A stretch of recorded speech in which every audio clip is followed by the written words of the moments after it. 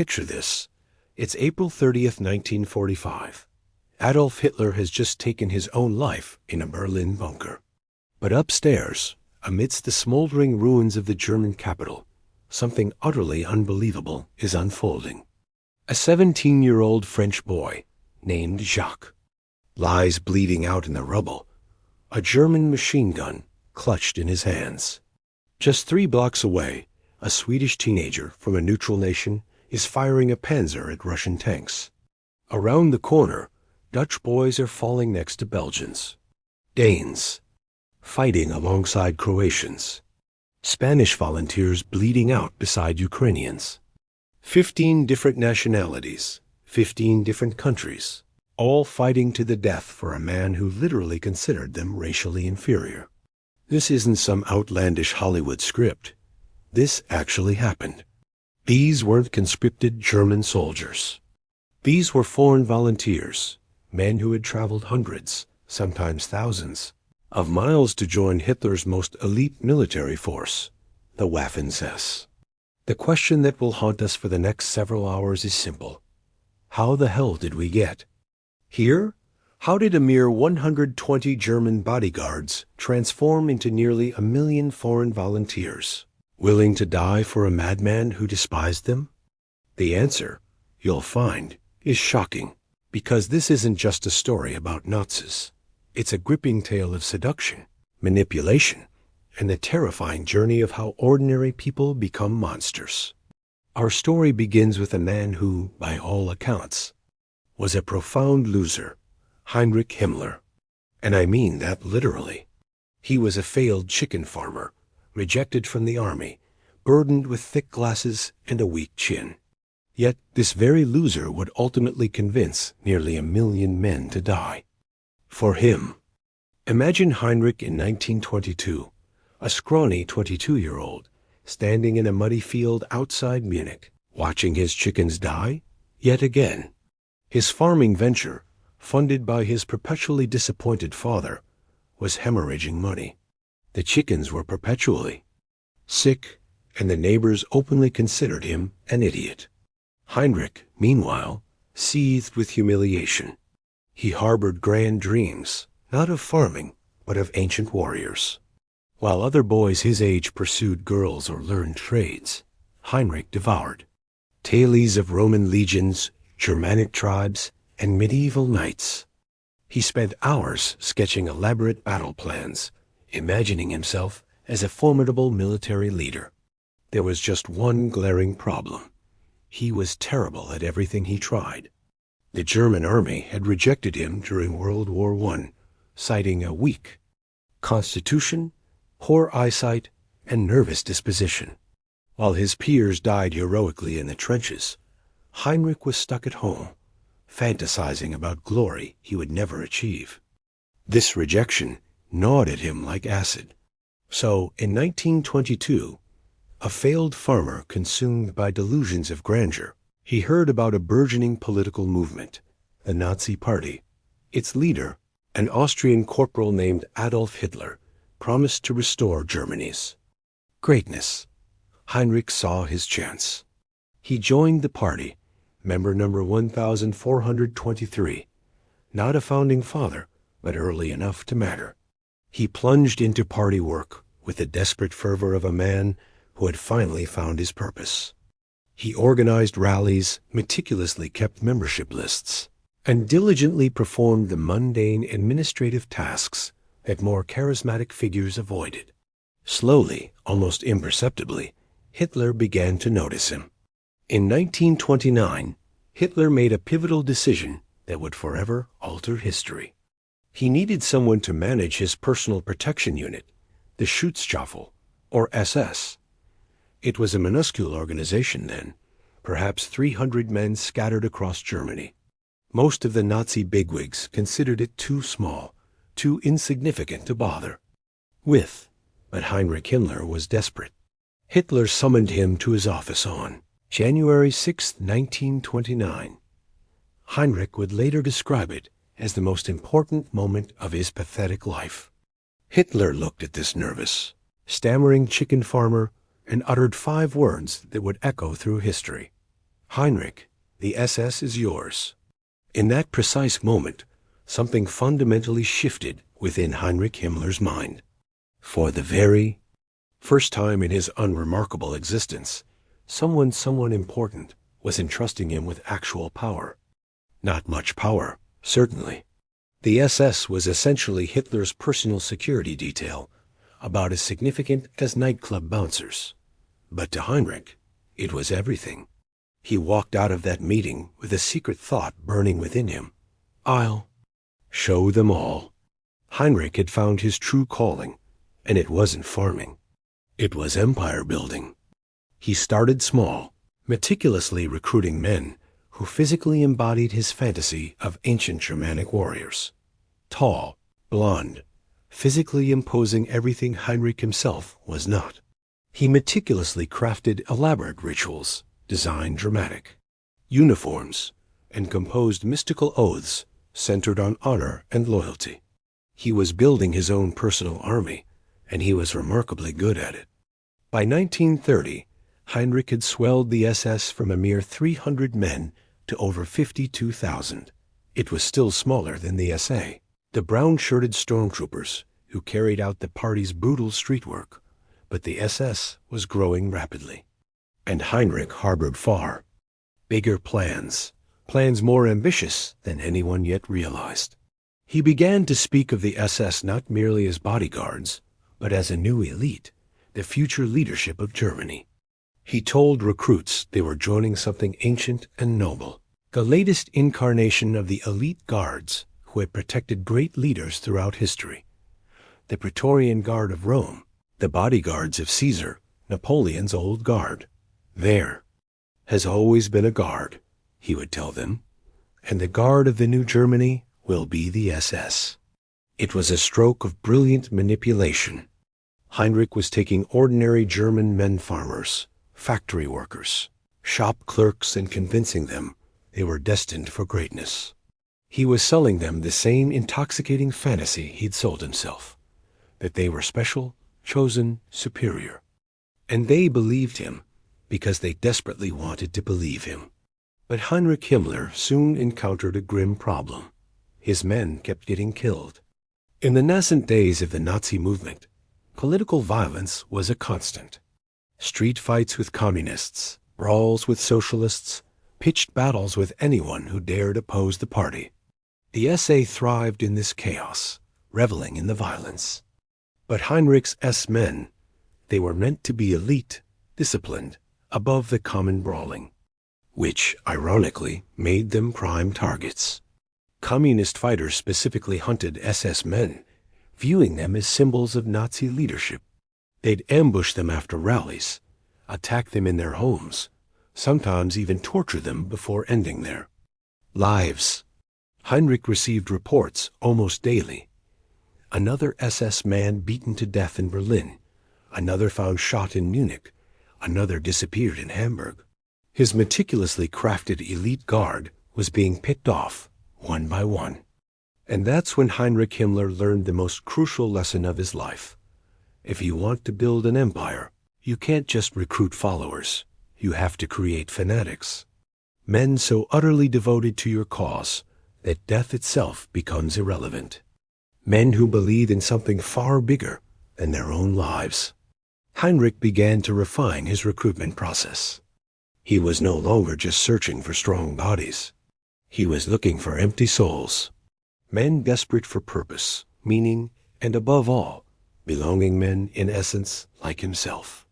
Men who would willingly trade everything, even their very humanity, for the intoxicating promise of being special. By 1934, Heinrich Himmler had a new problem, though this one wasn't the communists. It was success. His S has swollen to such a formidable size, wielding such power, that it threatened to overshadow the SA. The stormtroopers were growing increasingly nervous. Their volatile leader, Ernst Röhm, was openly speaking of revolution, and Hitler, ever the opportunist, began to view the SS as his ultimate insurance policy. Heinrich, sensing a monumental opportunity, saw a chance to prove that his elite guard was far more than mere bodyguards, a chance to demonstrate they could be Hitler's ruthless executioners. On June 30th, 1934, a man named Sepp Dietrich was driving through Munich, a chilling list of names clutched in his hand. By sunrise, most of the men on that list would be dead, and Sepp, he was the one pulling the trigger. But let's rewind a bit, because Sepp Dietrich wasn't supposed to be a killer. He was destined to be a simple working-class hero.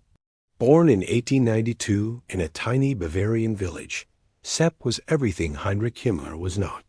Tall, handsome, charismatic, a genuine war hero who had earned the Iron Cross fighting in the trenches. Of World War I, when he walked into a room, people noticed. When he spoke, they listened. Hitler, in particular, was instantly captivated by him.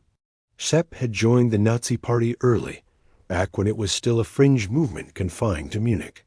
Beer halls. He had organized Hitler's very first bodyguard unit, the Staastrup Adolf Hitler, and had literally taken bullets for the cause. During the failed beer hall putsch in 1923, Sepp had been right there, by Hitler's side, when the shooting erupted. While other Nazis scattered or hid, Sepp stood his ground. By 1934, Sepp commanded the Leibstandarte SS Adolf Hitler, Hitler's personal bodyguard regiment. These weren't Heinrich's mystical warriors or political fanatics. They were professional soldiers, men who followed Sepp because they implicitly trusted him.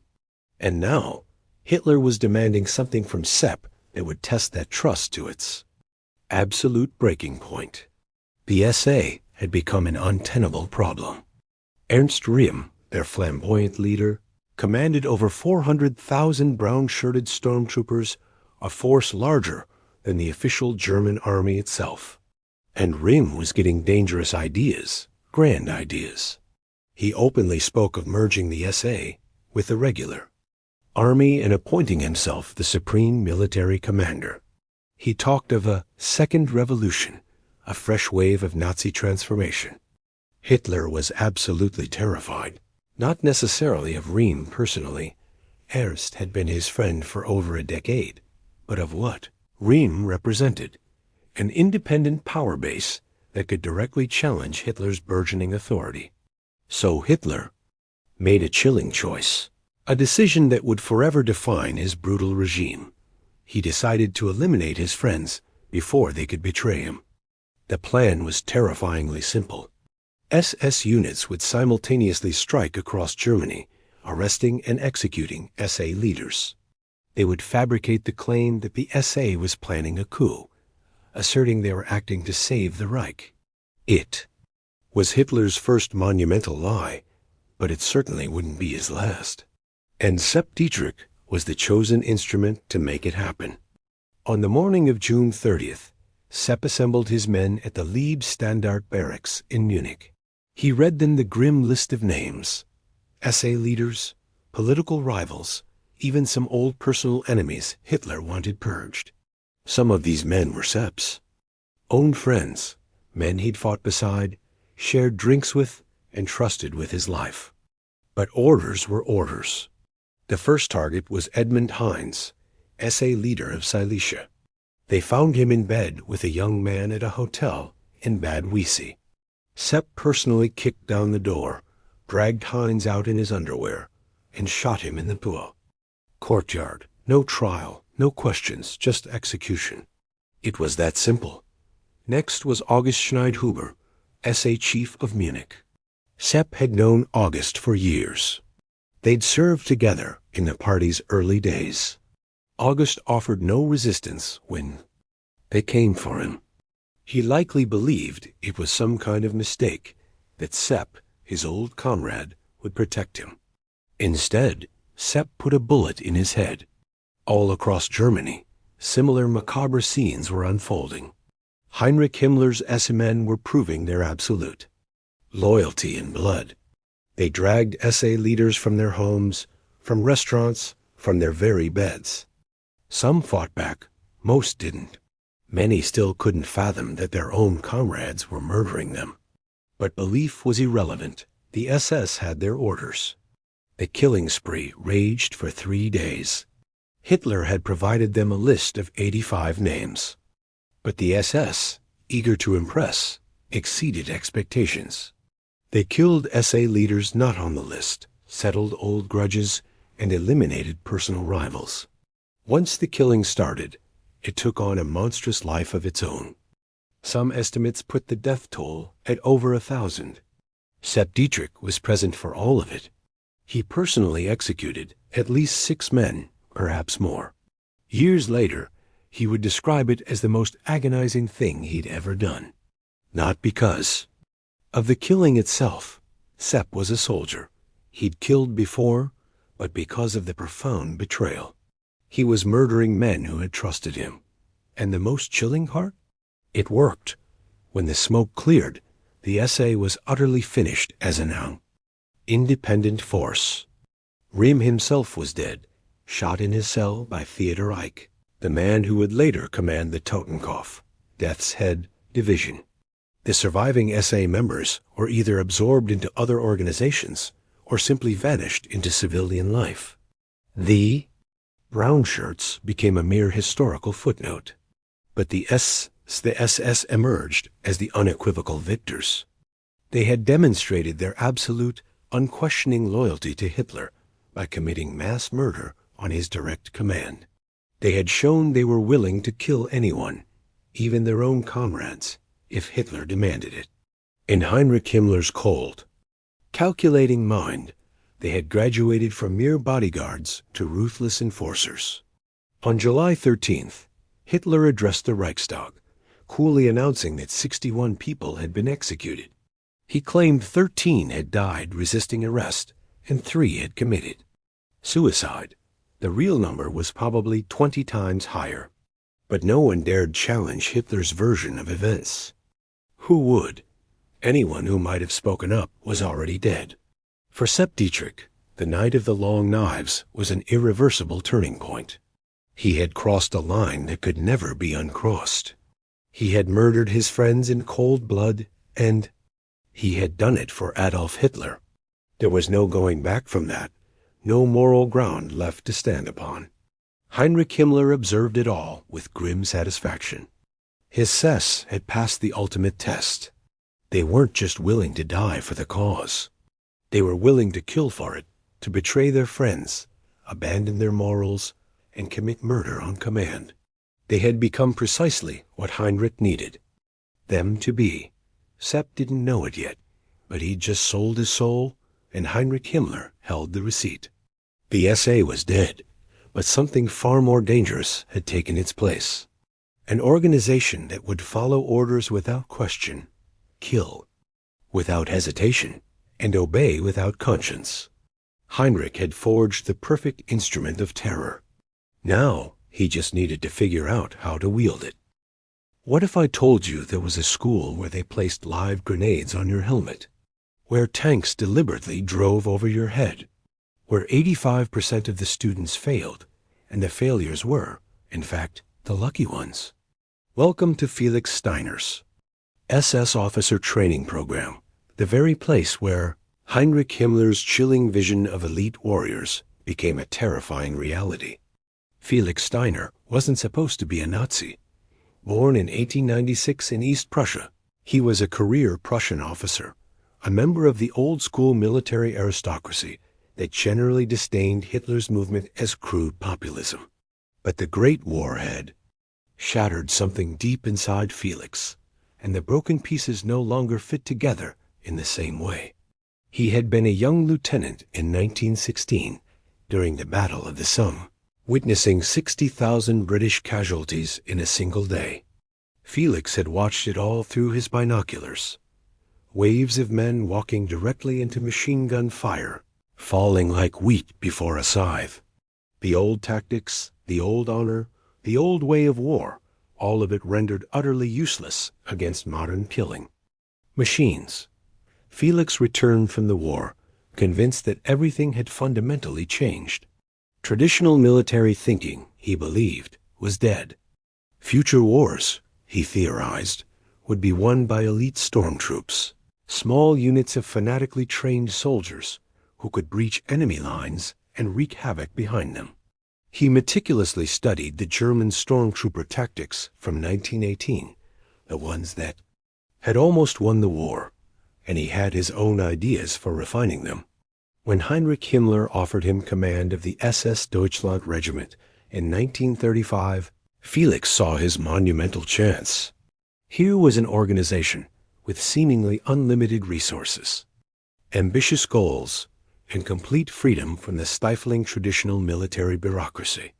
He could finally test his radical theories about forging the perfect soldier.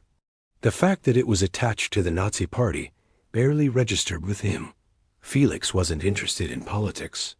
He was interested, purely and deeply, in warfare. Felix established his training camp at Dachau, strategically placed right next to Heinrich's infamous concentration camp. The location was no coincidence. Felix wanted his recruits to understand from day one that this was not the regular army. This was something darker, far more serious, exponentially more demanding. The screams from the camp next door served as a constant chilling motivation. Work hard, or you might just end up there. The training regimen commenced at 6 o'clock every morning with physical conditioning that would have utterly broken professional athletes. 20-mile runs in full gear. Obstacle courses meticulously designed by engineers to be nearly impossible. Hand-to-hand combat training where broken bones were considered a normal, even expected, outcome. Felix wasn't just building soldiers. He was systematically breaking down human beings and meticulously rebuilding them as weapons. But the physical training was merely the beginning. Felix's true innovation lay in psychological conditioning. He painstakingly designed exercises specifically to obliterate normal human responses to danger and death. Take, for instance, the infamous grenade drill. Recruits would stand perfectly still while instructors meticulously placed live hand grenades directly on their helmets. The grenades had 4-second fuses. The recruit's job was to remain absolutely motionless until the instructor, with a horrifying precision, removed the grenade with precisely 1 second left. Move too early, you failed. Move too late, you died. The margin for error was, quite literally, life and death. Then there was the tank exercise. Recruits were ordered to lie in shallow foxholes, while 30-ton tanks drove directly over them. The clearance was perhaps 6 inches. If you panicked, if you so much as twitched to get up, the tank would crush you instantly. Felix lost at least 3 recruits this way, perhaps more. He considered them acceptable casualties. Karl Brenner was 19 when he arrived at Dachau in 1937. The son of a Munich shopkeeper, he had joined the SS simply because his girlfriend found the black uniform handsome. Within a single week, he was questioning everything he had ever believed about himself. The first time they made Karl lie under the tank, he vomited from sheer terror. The instructor, an SS sergeant named Muller, simply laughed and called him a coward. Then Muller forced Karl to clean up his own vomit and try again, and again, until Karl could lie motionless, while 30 tons of steel passed mere inches from his face. The first time I thought I was going to die, Karl would later write in his diary. The 10th time, I stopped caring if I died. The 20th time, I realized I was already dead inside. That, precisely, was what Felix wanted. He wasn't just teaching his recruits to follow orders. He was teaching them to systematically abandon their humanity, to become so utterly disconnected from normal human emotion that killing would be as natural and effortless as breathing.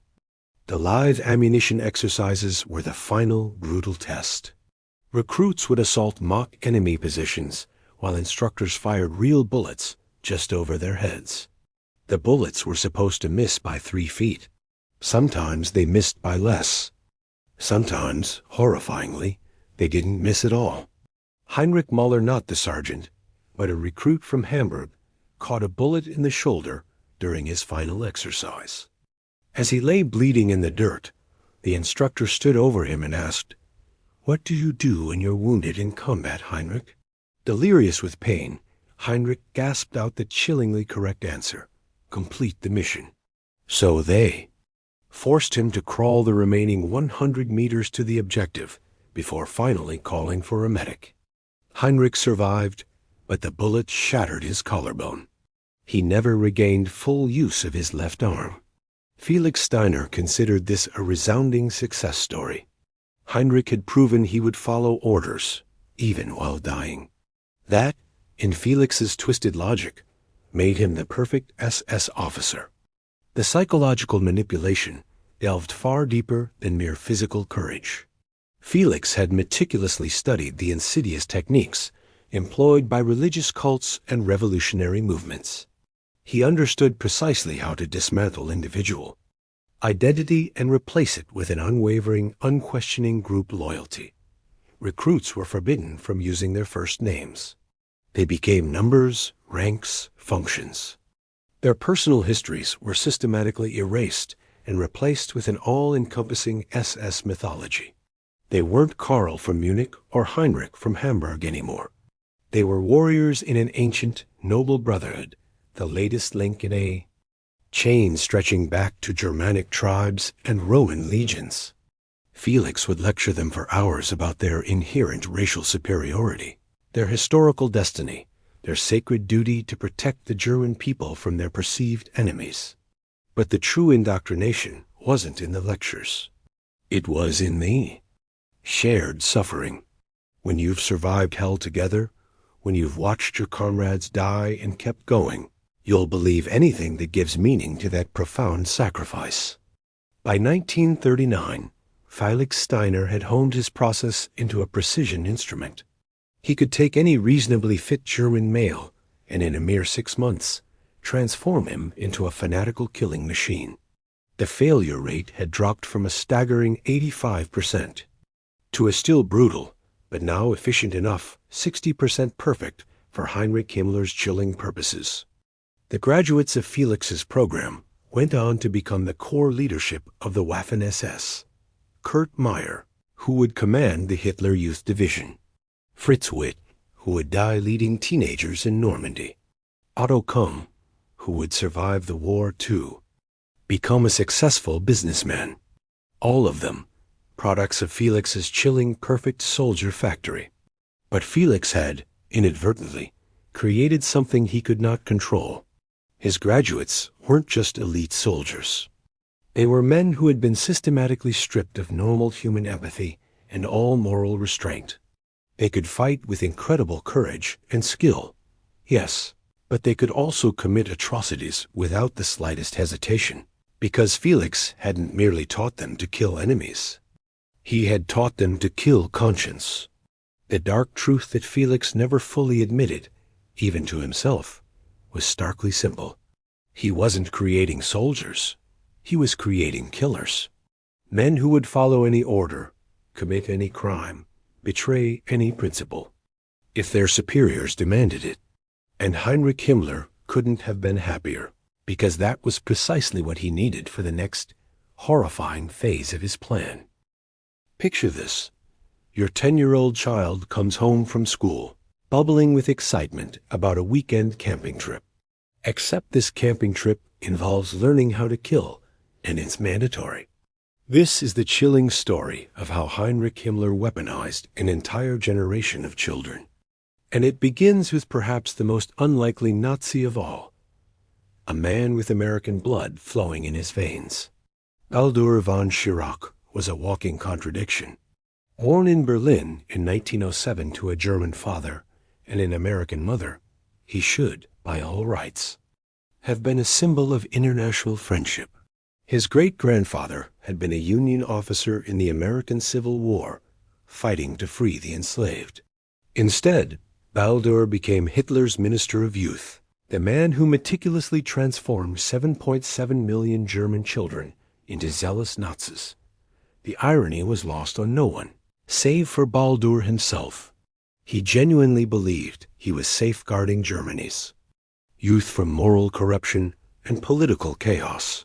He saw himself as a dedicated youth leader, not a ruthless propaganda minister. The chilling fact that he was systematically dismantling the moral foundation of an entire generation never seemed to occur to him. Or if it did, he buried it so deep within his psyche that even he couldn't find it. When Hitler appointed Baldur as Reich youth leader in 1933, Germany boasted dozens of vibrant youth organizations. Boy Scouts, church groups, sports clubs, political societies, a rich, diverse ecosystem of childhood activities. Within a mere 2 years, Baldur had systematically destroyed all of them. Not reformed them, not coordinated them, destroyed them. The process was methodical and utterly ruthless. First, Baldur's Hitler youth groups would infiltrate existing organizations, subtly recruiting members and spreading insidious Nazi ideology. Then, they would meticulously engineer conflicts, accuse the leadership of disloyalty, and demand government investigations. Finally, the organizations would be forcibly disbanded and their members coercively transferred to the Hitler Youth. Resistance, when it dared to surface, was met with swift, brutal violence. Hans Weber was 12 years old when his local boy Scout troop was absorbed into the Hitler Youth in 1934. He had adored scouting the camping trips, the merit badges, the exhilarating sense of adventure. He naively assumed the Hitler Youth would be similar. He was tragically wrong. Where scouting had emphasized outdoor skills and character development, the Hitler Youth focused relentlessly on political indoctrination and military training. Instead of learning to tie knots, Hans learned to identify Jewish features. Instead of camping trips, he attended thunderous rallies where thousands of children chanted fervent Nazi slogans. Instead of helping elderly ladies cross the street, he was taught to report neighbors who dared to criticize the government. The transformation was gradual but relentless.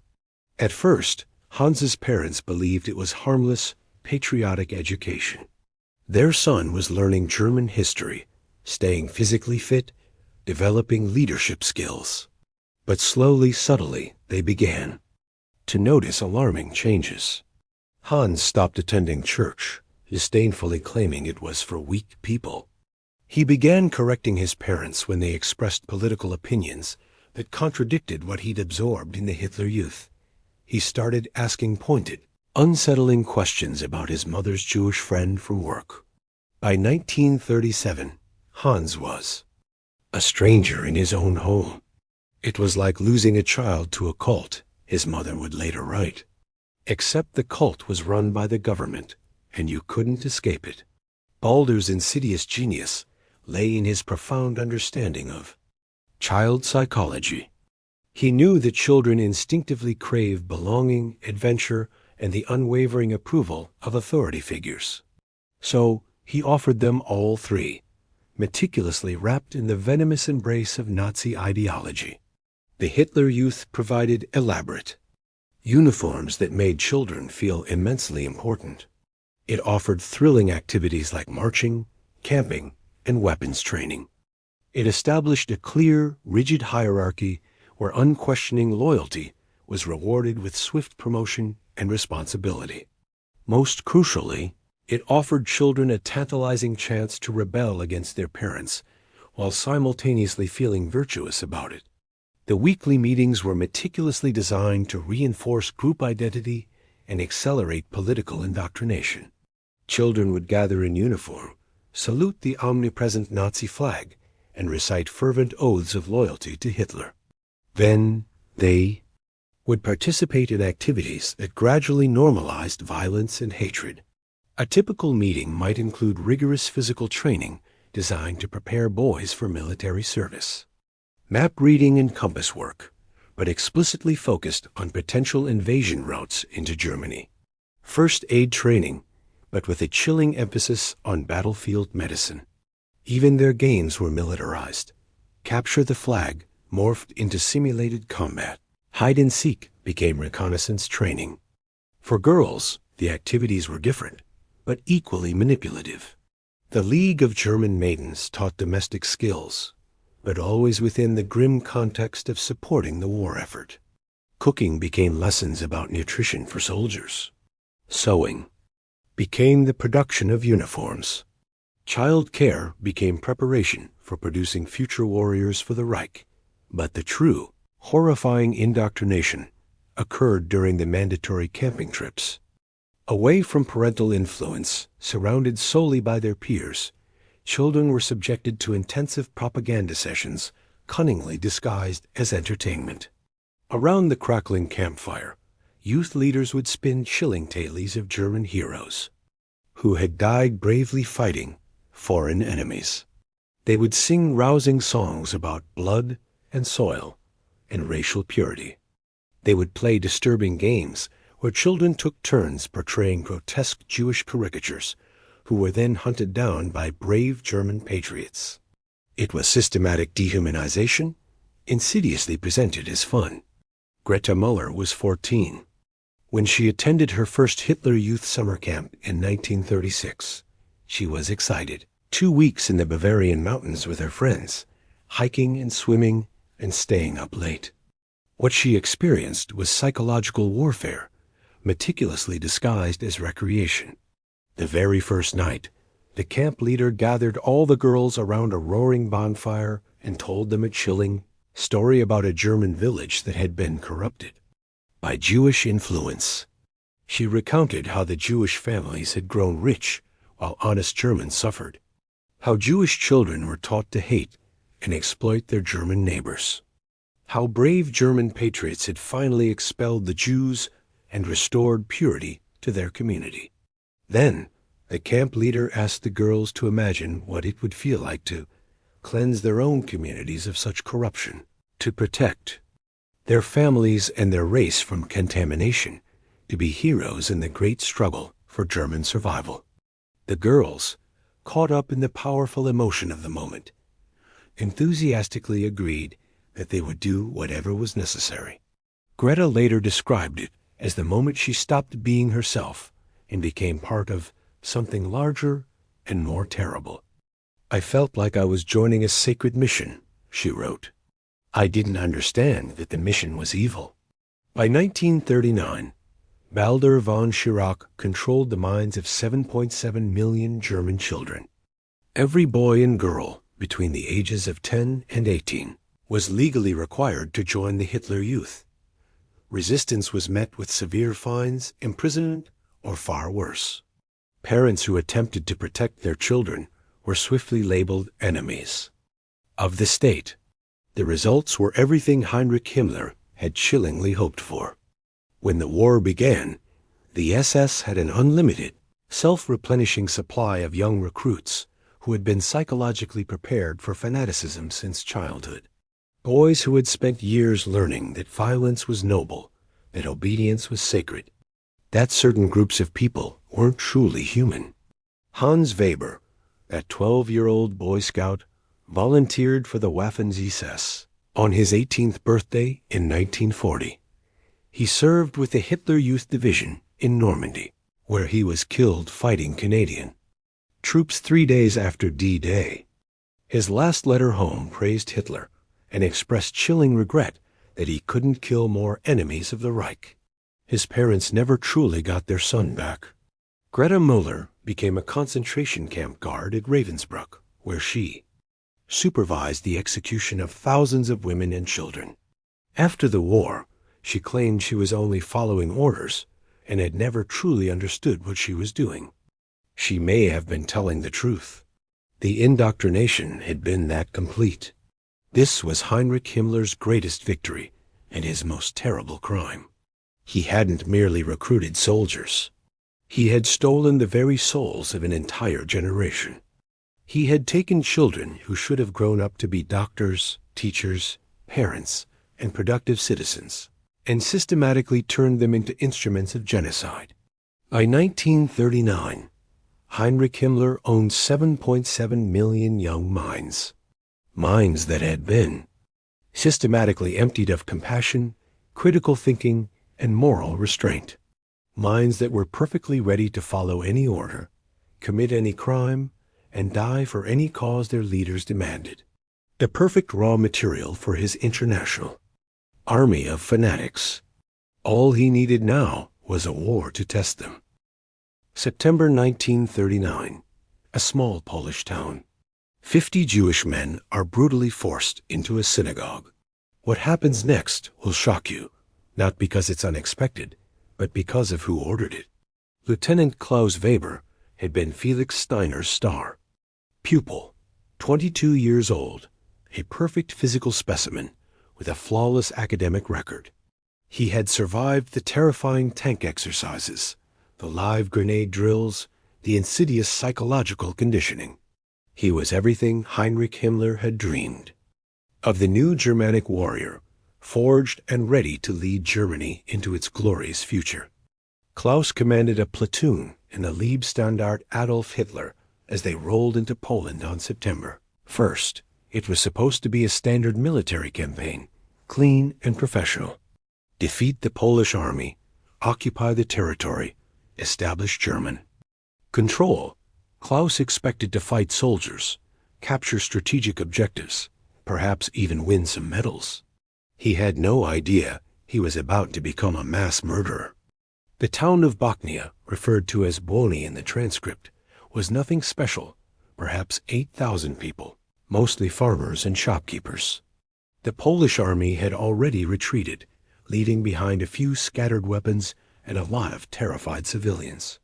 Klaus's initial orders were simple: secure the town, establish control, await further instructions.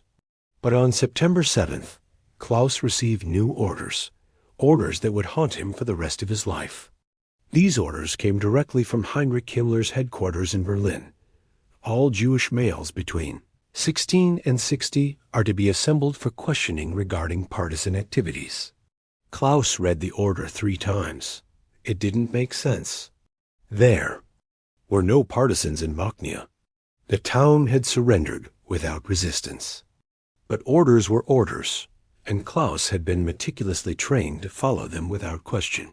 His men went house to house, brutally pulling Jewish men from their families, fathers, sons, grandfathers. Some were respected members of the community: the town doctor, a successful merchant, a school teacher. Others were simple laborers who had never harmed anyone in their lives. All of them were utterly terrified. They assembled 53 men in the town square. Klaus stood before them in his pristine SS uniform, looking every inch the perfect German officer. But inside, something was beginning to crack. These weren't enemy soldiers. They were civilians. Scared, confused civilians who had no idea why. They were being arrested. That's when Klaus received his second order. This one came by radio, directly from SS Oberfuhrer Sepp Dietrich himself. Transport the prisoners to the synagogue for intensive interrogation. Klaus marched the 53 men to the wooden synagogue on the edge of town. It was a small building, perhaps designed for 100 worshippers. Cramming 53 terrified prisoners inside left barely room to breathe. Klaus posted guards at the doors and waited for his interrogation team to arrive. But no interrogation team ever came. Instead, at 4 o'clock in the afternoon, Klaus received his final order, the one that would utterly destroy his soul. The Jewish conspirators had been found guilty of partisan activities. Sentenced to be carried out immediately. No survivors. Klaus stared at the radio message for a full minute. This couldn't be real. There had been no trial, no evidence, no investigation. These men were guilty of nothing except being Jewish in occupied Poland. But the order was chillingly clear, and it came from the highest levels of SS command. Klaus later wrote in his diary, a diary that would be discovered after the war, about what happened next. His words are almost impossible to read, not because of the handwriting, but because of the unspeakable horror they describe. I gathered my men and explained the situation. Some looked shocked, others excited. Sergeant Muller asked if we were really going to kill civilians. I told him we were following orders. Orders from the Reich. orders that could not be questioned. They surrounded the synagogue with machine guns. Klaus could hear the prisoners inside, praying in Hebrew, crying, calling out to God for salvation. Some were probably praying for their families, others for their own souls. Klaus was praying that someone would countermand the order, that a higher authority would intervene, that he wouldn't have to do this. But no salvation came. At 4:30, Klaus gave the order to open fire. The machine guns roared for maybe 30 seconds. When the shooting stopped, the synagogue was utterly silent. 53 men were dead, their blood soaking into the wooden floor where generations of their ancestors had worshipped. Klaus's diary entry continues. I expected to feel something. Guilt, horror, shame. Instead, I felt nothing. It was as if my soul had simply shut down to protect itself. I looked at the bodies and felt no more emotion than if they had been sacks of grain. But Klaus wasn't the only SS officer who received such monstrous orders that day. Across occupied Poland, similar scenes were playing out. SS units were rounding up Jewish civilians, accusing them of non-existent crimes, and executing them en masse. It was systematic, coordinated, and absolutely deliberate. Most officers followed their orders without question, but not all of them.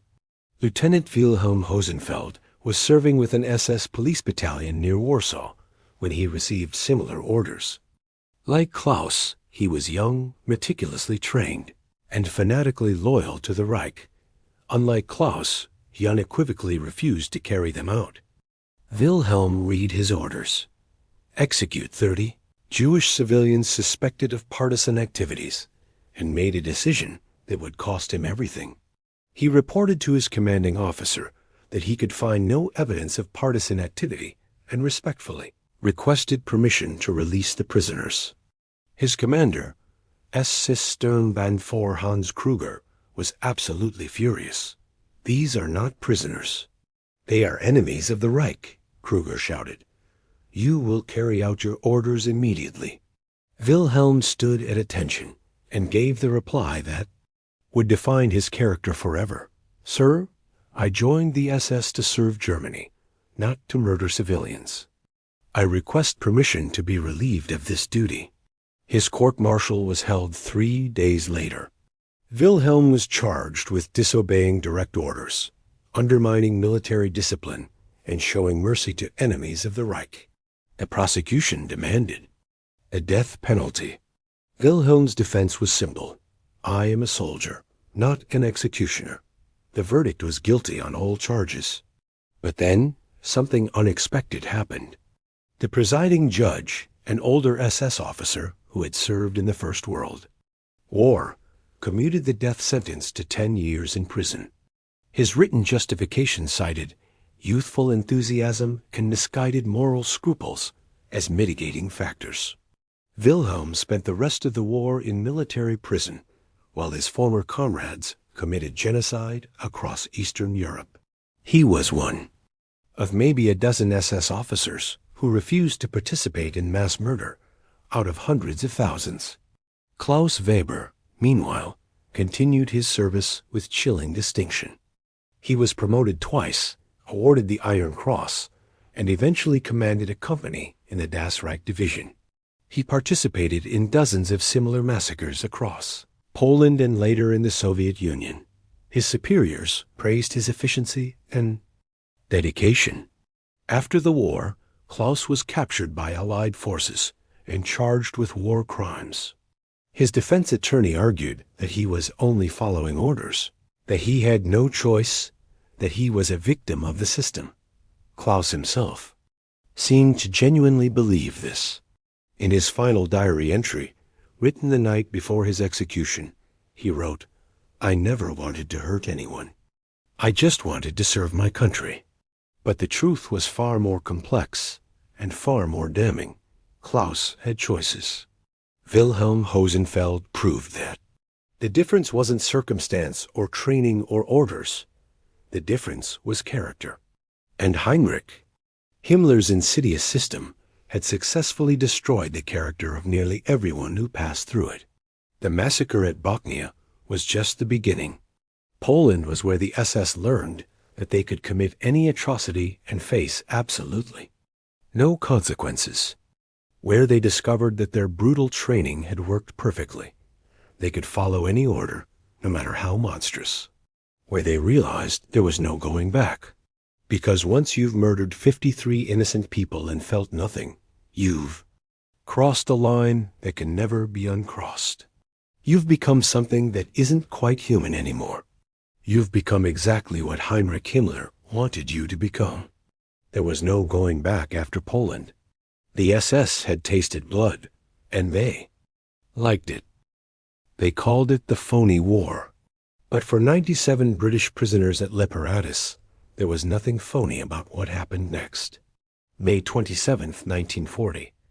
The German blitzkrieg had shattered French resistance and was relentlessly driving British forces toward the sea. Near the tranquil village of Leperatus, a small group of British soldiers from the Royal Norfolk Regiment had taken refuge in a farmhouse. They were surrounded, vastly outnumbered, and desperately running out of ammunition, but they were still fighting. Leading the attack against them was SS Obersturmführer Fritz Nacklein, 35 years old, a former schoolteacher, and a family man with 2 young children back in Bavaria. Before the war, Fritz had taught mathematics to teenagers, patiently helped them with their homework, and attended parent-teacher conferences. Now he was commanding the 3rd Company of the SS Totenkopf Division, and he was about to commit mass murder. How does a math teacher transform into a cold-blooded killer? The answer lies in Fritz's chilling journey through Heinrich Himmler's meticulously designed system. Fritz had joined the Nazi Party in 1932, not out of fervent political conviction, but out of sheer career necessity. Teachers who weren't party members quickly found themselves unemployed. When Himmler began recruiting for the SS, Fritz, ever the pragmatist, saw an undeniable opportunity for advancement. The SS offered better pay, undeniable prestige, and the alluring chance to be part of something important. Fritz attended the SS officer school at Bad Tull, where he underwent Felix Steiner's brutal, dehumanizing training regimen, the terrifying tank exercises, the live ammunition drills, the relentless psychological conditioning. When he emerged 6 months later, Fritz was no longer a schoolteacher. He was a weapon in human form.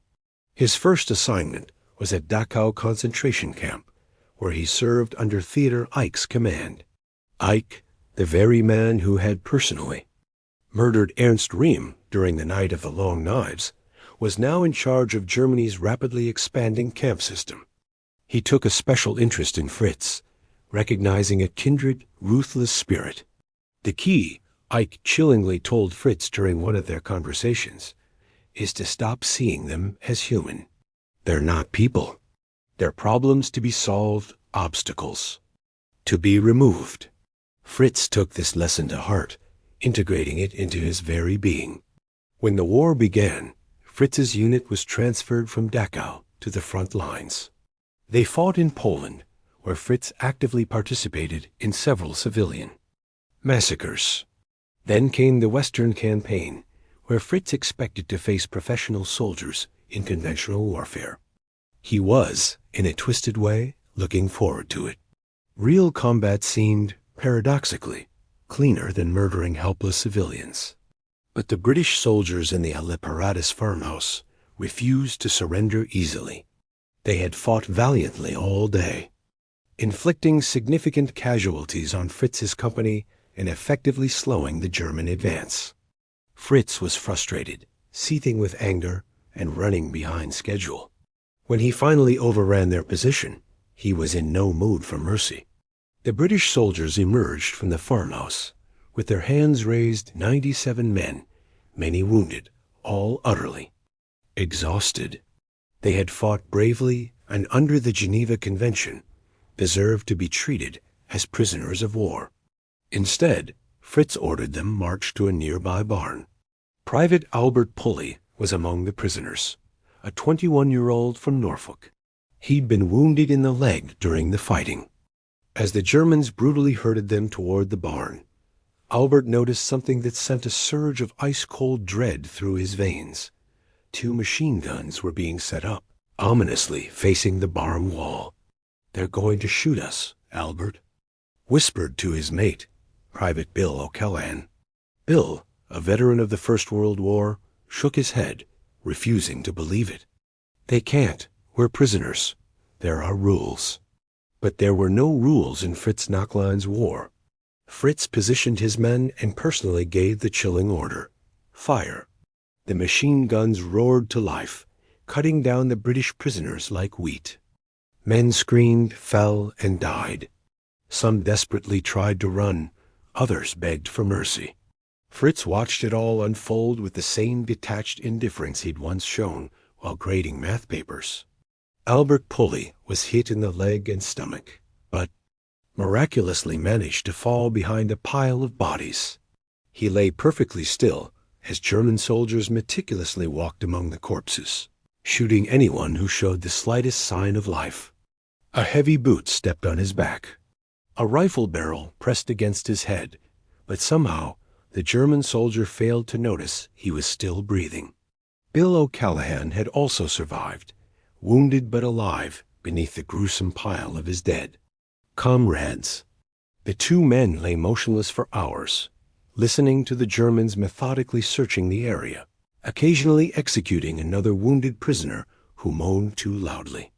When darkness finally fell, Albert and Bill crawled out from under. The bodies. 95 of their comrades were dead. The 2 survivors stumbled through the French countryside for 3 agonizing days before finally reaching French lines. They were the only witnesses to Fritz Knocklein's heinous war crime. But here's the truly shocking part. When Albert and Bill reported the massacre to British authorities, nobody believed them. The official response was dismissive. "German soldiers are professionals," the reports claimed. "They don't murder prisoners." The 2 survivors must be confused, traumatized, possibly even lying to avoid court-martial for abandoning their positions.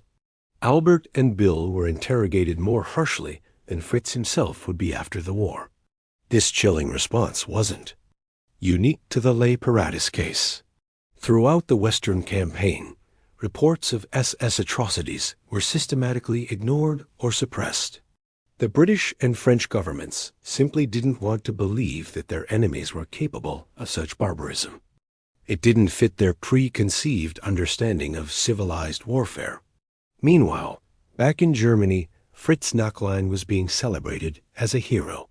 His superiors praised his aggressive leadership and battlefield effectiveness. Heinrich Himmler personally awarded him the Iron Cross for his distinguished service in France. The massacre at Les Paratus wasn't seen as a crime. It was viewed as irrefutable evidence of proper SS spirit. The German victory in France had an intoxicating effect on the SS leadership. They had effortlessly defeated armies that had fought Germany to a standstill in the previous war. Their tactics, they believed, were flawless. Their training was superior. Their twisted racial theories seemed validated by their undeniable success. If they were this dominant against professional European armies, imagine what horrors they could accomplish against inferior peoples in the East. This is how victory became a mask for horror. The spectacular German success in France convinced the world that the Wehrmacht was a professional, disciplined military force. Newsreels showed smiling German soldiers sharing cigarettes with captured British troops. Newspapers praised the correct behavior of German forces toward civilians. Even Winston Churchill grudgingly admitted that the German army had fought according to the rules of war. But behind the carefully crafted propaganda, a far different monstrous story was emerging. SS units had murdered prisoners at Les Paratus, the Quesnay, and dozens of other locations. They had executed French civilians suspected of resistance activity. They had begun implementing racial policies that chillingly classified certain populations as subhuman. France was their dark testing ground for techniques they would later perfect and unleash with devastating scale in Eastern Europe. Fritz Knockline went on to serve with distinction on the Eastern Front. He commanded increasingly larger units, earned more decorations, and participated in countless more atrocities. The massacre at Le Paradis had been his dark graduation ceremony into the ranks of professional killers. Everything that came after was just practice. After the war, Fritz was finally brought to trial for the Le Paradis massacre. Albert Pulley and Bill O'Callaghan, now in their 50s, bravely testified against him. Their memories were perfect, their testimony devastating. Fritz was convicted of war crimes and sentenced to death. His final statement to the court was chillingly revealing. I was a good soldier following orders. I did my duty to the fatherland. I have no regrets. Even facing execution, Fritz couldn't acknowledge that murdering unarmed prisoners was wrong. Himmler's conditioning had been that complete. Fritz Knockline was hanged on January 28, 1948, but by then, the irreparable damage was done. The SS had learned that they could commit atrocities and face no immediate consequences. That victory could mask any crime, that the world would look the other way as long as they kept winning. France was just practice for what was truly coming. A dress rehearsal for the main, horrifying show. Because in exactly 1 year, Heinrich Himmler's perfectly trained killers would cross into the Soviet Union. And there, with no witnesses and no limits, they would show the world what they truly were. June 22, 1941, 3:15 a.m. Across a 1,500-mile front, 3 million men surge into the Soviet Union. Among them, Hitler's elite SS divisions. They believe they are marching to war. They have no idea they are about to become the world's most efficient killers. SS Sturmband 4 Heinrich Springer commanded a battalion in the Das Reich Division as it rolled across the Soviet border. At 28 years old, a former Hitler Youth leader and a veteran of Poland and France, he meticulously kept a detailed diary throughout the campaign, a diary that would later become one of the most damning pieces of evidence about SS war crimes. Because Heinrich wrote down everything. His first entry, dated June 22nd, is almost innocently detached. Crossed the Soviet border at 04:00 hours. No resistance encountered. Weather clear, morale excellent. The men are eager to prove themselves against the Bolshevik enemy. Heinrich had every reason to be confident. Operation Barbarossa was the largest military operation in human history. 150 German divisions, supported by Finnish, Romanian, and Hungarian allies. The Wehrmacht had never lost a campaign. Soviet resistance was widely expected to collapse within weeks. But Heinrich's division wasn't just there to fight soldiers. They had received special orders issued directly from Hitler's headquarters. Orders that would fundamentally transform them from warriors into genocidal killers.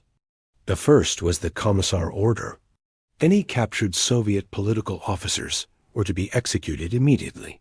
No trials, no prisoners, no mercy. The twisted justification was that commissars weren't real soldiers, but fanatical political zealots, who would never surrender or cooperate. The chilling reality was that Hitler sought to decapitate Soviet leadership at every level. Heinrich's diary entry for June 25th describes his first encounter with this order. Captured a Soviet position. Today, found one commissar among the prisoners. Young man, maybe 25, spoke German. Tried to surrender properly. Hands up, no weapons. I shot him in the head as ordered. Strange how easy it was. Like shooting a rabbit. The second order was even more sinister. German soldiers would not be held responsible for crimes against Soviet civilians. The normal rules of military justice were suspended. Soldiers could rape, murder, and pillage without fear of court-martial.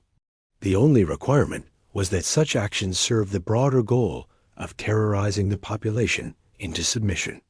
Heinrich's battalion first tested these new rules on June 28th. When they occupied the town of Minsk, the Soviet army had already retreated, leaving behind a population of terrified civilians. Most were Belarusians, some were Jews. All were now entirely at the mercy of Heinrich's men. The men needed to blow off steam after the fighting, Heinrich wrote. I authorized recreational activities in the Jewish quarter. No specific orders given, but the men understood what was expected. What followed was a 3-day orgy of violence that shocked even some SS veterans. Homes were looted and burned. Women were raped and murdered. Children were shot for sport. The local synagogue was packed with elderly Jews and set on fire. Those who tried to escape were machine-gunned. Heinrich documented it all with chilling clinical detachment. Eliminated approximately 200 Jewish partisans today. Morale remains high. The men are adapting well to Eastern conditions. But the most damning evidence in Heinrich's diary isn't the graphic descriptions of atrocities. It's how quickly he stopped seeing them as atrocities at all. By July, Heinrich was writing about mass murder the same way he'd once written. About training exercises. Processed 400 civilians in the forest outside Smolensk. Efficient operation, completed in 2 hours. Recommend this location for future actions. Processed. That's how Heinrich referred to murdering 400 innocent people, as if they were paperwork to be filed. This psychological transformation wasn't unique to Heinrich.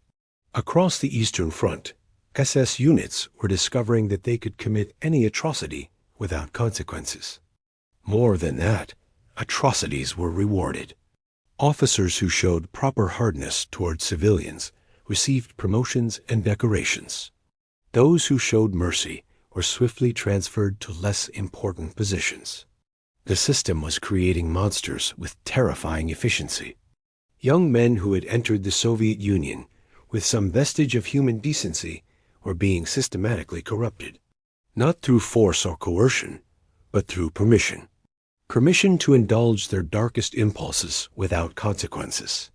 Take the case of Unterscharforener Klaus, a 20-year-old son of a Lutheran minister from Württemberg. Werner had joined the SS against his father's wishes, seduced by promises of adventure and brotherhood. His letters home during the first weeks of Barbarossa were innocent, even childish. Dear Mother, he wrote on June 30th, we are advancing so fast the maps can't keep up. The countryside is beautiful, like a fairy tale. The people here are very primitive, but seem harmless enough. I hope to be home for Christmas with many stories to tell. But Werner's unit was assigned to anti-partisan operations behind the front lines. In practice, this chillingly meant rounding up Jews and communist officials for execution. Werner's first killing was a teenage boy accused of being a partisan messenger. I couldn't do it at first, Werner confided to his diary. My hands were shaking too badly to aim. Sergeant Muller had to steady the rifle for me. Afterward, I vomited for an hour, but Muller said it gets easier. He was right. Werner's letters home stopped mentioning Christmas. They stopped mentioning anything personal at all. By August, they read like sterile military reports. Operations proceeding successfully. Enemy resistance decreasing. Morale remains high. What Werner couldn't write home was the terrible truth that he had personally killed over 40 civilians, that he had participated in the systematic extermination of entire villages, that he had become something his mother wouldn't recognize. The numbers were staggering. By the end of 1941, SS units operating behind the front had murdered over 500,000 Soviet civilians. Not soldiers, not partisans, but ordinary people whose only crime was living in the wrong place at the wrong time. But the killing wasn't random or chaotic. It was systematic, organized, efficient. Heinrich Himmler had deployed special units called Einsatzgruppen alongside the regular SS divisions. Their grim mission was to eliminate Jewish and communist populations in occupied territories. They operated with the full cooperation and support of frontline SS units like Heinrich's battalion. The collaboration between military and extermination units was seamless. SS combat troops would secure an area and round up civilians. Einsatzgruppen specialists would handle the actual killing. Local SS commanders would provide logistical support and security. Everyone had a role. Everyone was complicit. Heinrich's diary entry for September 15th captures this chilling collaboration perfectly. Worked with Einsatzgruppe B today to clear remaining Jewish population from Vitebsk. My men provided outer security while the specialists handled the technical aspects. Very professional operation, completed in one day with minimal complications. Technical aspects, minimal complications. Heinrich was describing the murder of 8,000 people, including children and the elderly, as if it were a mere construction project. This was Heinrich Himmler's greatest achievement and most terrible crime. He had created a military force that could commit genocide while meticulously maintaining the fiction that they were professional soldiers. They wore uniforms, followed military protocols, even earned legitimate combat decorations. But underneath the martial facade, they were an extermination machine. The revelation that haunts historians is how easily ordinary young men adapted to mass murder. Werner Kloss, Heinrich Springer, thousands of others. They weren't psychopaths or sadists. They were normal people who had been placed in abnormal circumstances and given permission to become monsters. And they embraced that permission with terrifying enthusiasm. By winter, the military situation had deteriorated dramatically. The Soviet army hadn't collapsed as predicted. German forces were stalled outside Moscow, Leningrad, and Stalingrad. Casualties were mounting, supplies were running low, and the easy victories were over. But the killing continued. If anything, it accelerated. As military success became more elusive, the SS doubled down on their racial mission. They couldn't defeat the Red Army, but they could exterminate Jewish civilians. They couldn't capture Moscow, but they could burn Ukrainian villages. Heinrich's final diary entry before his death in January 1942 is perhaps the most chilling of all. We may not win this war in the conventional sense, but we have accomplished something far more important. We have proven that the German race is capable of any sacrifice, any action necessary for survival. Future generations will thank us for our hardness. Heinrich died believing he was a hero, a martyr for the cause of German racial purity. The idea that he was actually a mass murderer never occurred to him. Himmler's indoctrination had been that complete. Barbarossa was the point of no return for the SS. In 6 months, they had crossed every moral boundary, violated every rule of civilized warfare, and committed crimes that would echo through history. They had become something new in human experience, an organization that chillingly combined military efficiency with genocidal purpose. And the most terrifying part? They were just getting started. Imagine you're 19 years old, freezing in a desolate Russian forest, watching your friends succumb to frostbite. Your equipment is failing. Your officers are dead. And slowly, agonizingly, you begin to realize you are not the master race. You are merely meat for the grinder. This is the harrowing story of how the myth of SS invincibility died in the unforgiving snows outside Moscow, and how that death, paradoxically, made the SS even more dangerous. Unterscharfer Hans Becker was part of the Leibstandarte Adolf Hitler when winter descended upon the Eastern Front like a brutal sledgehammer. At 21 years old, a former Hitler Youth leader and a veteran of Poland and France, Hans had never once doubted German superiority until December 1941. Then, reality delivered its crushing blow. The German army, astonishingly, was utterly unprepared for the Russian winter. How, you might ask, do you invade Russia without adequate winter clothing? But Hitler, in his hubris, had guaranteed the campaign would be over by autumn. German planners, reflecting this arrogance, allocated more resources to victory parades than to winter uniforms. It was precisely the kind of arrogance that annihilates armies. Hans's first brutal taste of the Russian winter arrived on December 6th, when temperatures plummeted to a terrifying -30°C. His unit was dug in outside Moscow, perhaps 20 meters from the Kremlin, so close they could discern the city's distant lights at night. But they might as well have been on the moon. The cold is beyond description. Hans wrote in a letter that would never be sent home. It hurts to breathe. Metal burns your skin if you touch it. Our rifles freeze solid. Yesterday, Muller's fingers stuck to his machine gun trigger. We had to pour hot water on them to get him free. He lost 3 fingertips to frostbite. But the bone-numbing cold was merely the beginning. On December 6th, the Soviets unleashed a massive counteroffensive. Fresh troops from Siberia, meticulously equipped for winter warfare, surged forward, supported by tanks that miraculously functioned in sub-zero temperatures. The German army, stretched thin, frozen, and utterly exhausted, began to crack and collapse. Hans's unit found itself completely surrounded by relentless Soviet forces near the town of Klin. For 3 agonizing weeks, they clung to a shrinking perimeter against constant, ferocious attacks. No reinforcements arrived. No resupply reached them. They ate their horses, then their leather belts, then nothing at all. We started with 200 men, Hans wrote.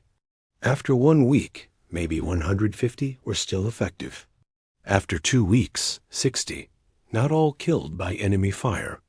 Frostbite, starvation, disease. Some just wandered off into the forest and were never seen again. I think they wanted to die somewhere quiet. The psychological impact was far worse than the physical suffering. Hans and his comrades had been indoctrinated since childhood to believe they were racially superior warriors, destined to rule Europe. Felix Steiner's brutal training had convinced them they were invincible. Now they were hiding in frozen holes, desperately begging for scraps of food, succumbing to diseases that shouldn't exist in a civilized army. We're not supermen, Hans wrote in his final futile letter attempt. We're not even soldiers anymore. We're animals fighting over frozen corpses for something to eat. The Russians aren't inferior. They're beating us.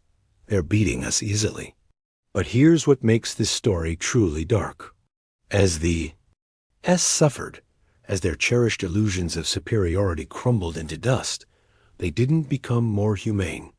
They became, inexplicably, more vicious. Trapped, starving, and facing annihilation, Hans's unit did something that would haunt survivors for the remainder of their lives. They began executing their own wounded. Men too injured to retreat, too sick to fight, were brutally shot by their comrades to prevent capture. The official justification was to prevent intelligence leaks. The chilling reality was that desperation had stripped away their last vestige of humanity. Hans himself participated in these killings. His diary describes them in flat, emotionless language. Oberscharführer Weber broke his leg during the Soviet artillery barrage. Could not march with the unit. Disposed of as per standing orders. Weber understood the necessity. Hans had just murdered his own sergeant, a man he'd served with for 2 years, and described it with the chilling detachment of filing a report. The brutalization extended beyond killing their own wounded. SS units began systematically murdering Soviet prisoners to conserve food and eliminate perceived security risks.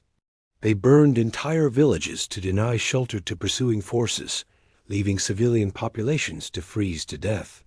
They executed captured commissars with increasing sadism, as if inflicting pain could somehow restore their shattered sense of power. A Soviet officer named Captain Alexei Petrov was captured by Hans's unit on December 20th, Petrov spoke fluent German and tried to negotiate proper treatment as a prisoner of war.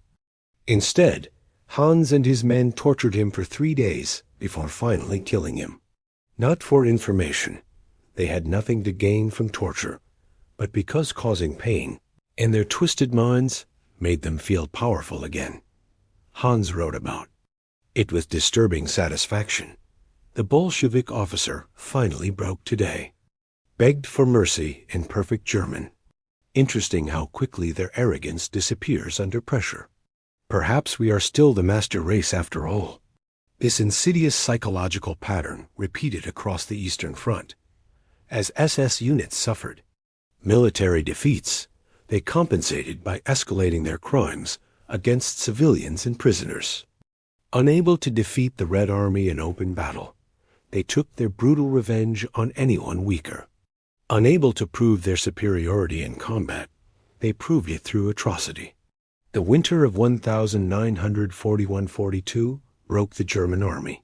Over 800,000 casualties in 3 months. Entire divisions annihilated, experienced officers dead, elite units reduced to scattered remnants. The Wehrmacht never fully recovered from that winter, but the SS did recover. Not militarily. Their losses were just as severe, but psychologically. They emerged from the winter with a terrifying new understanding of their role. They weren't invincible warriors. They were survivors. Men who would do anything, commit any atrocity, cross any moral boundary to avoid defeat. Hans Becker survived the winter.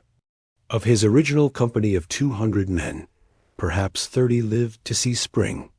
Hans was evacuated to Germany for medical treatment and psychological evaluation.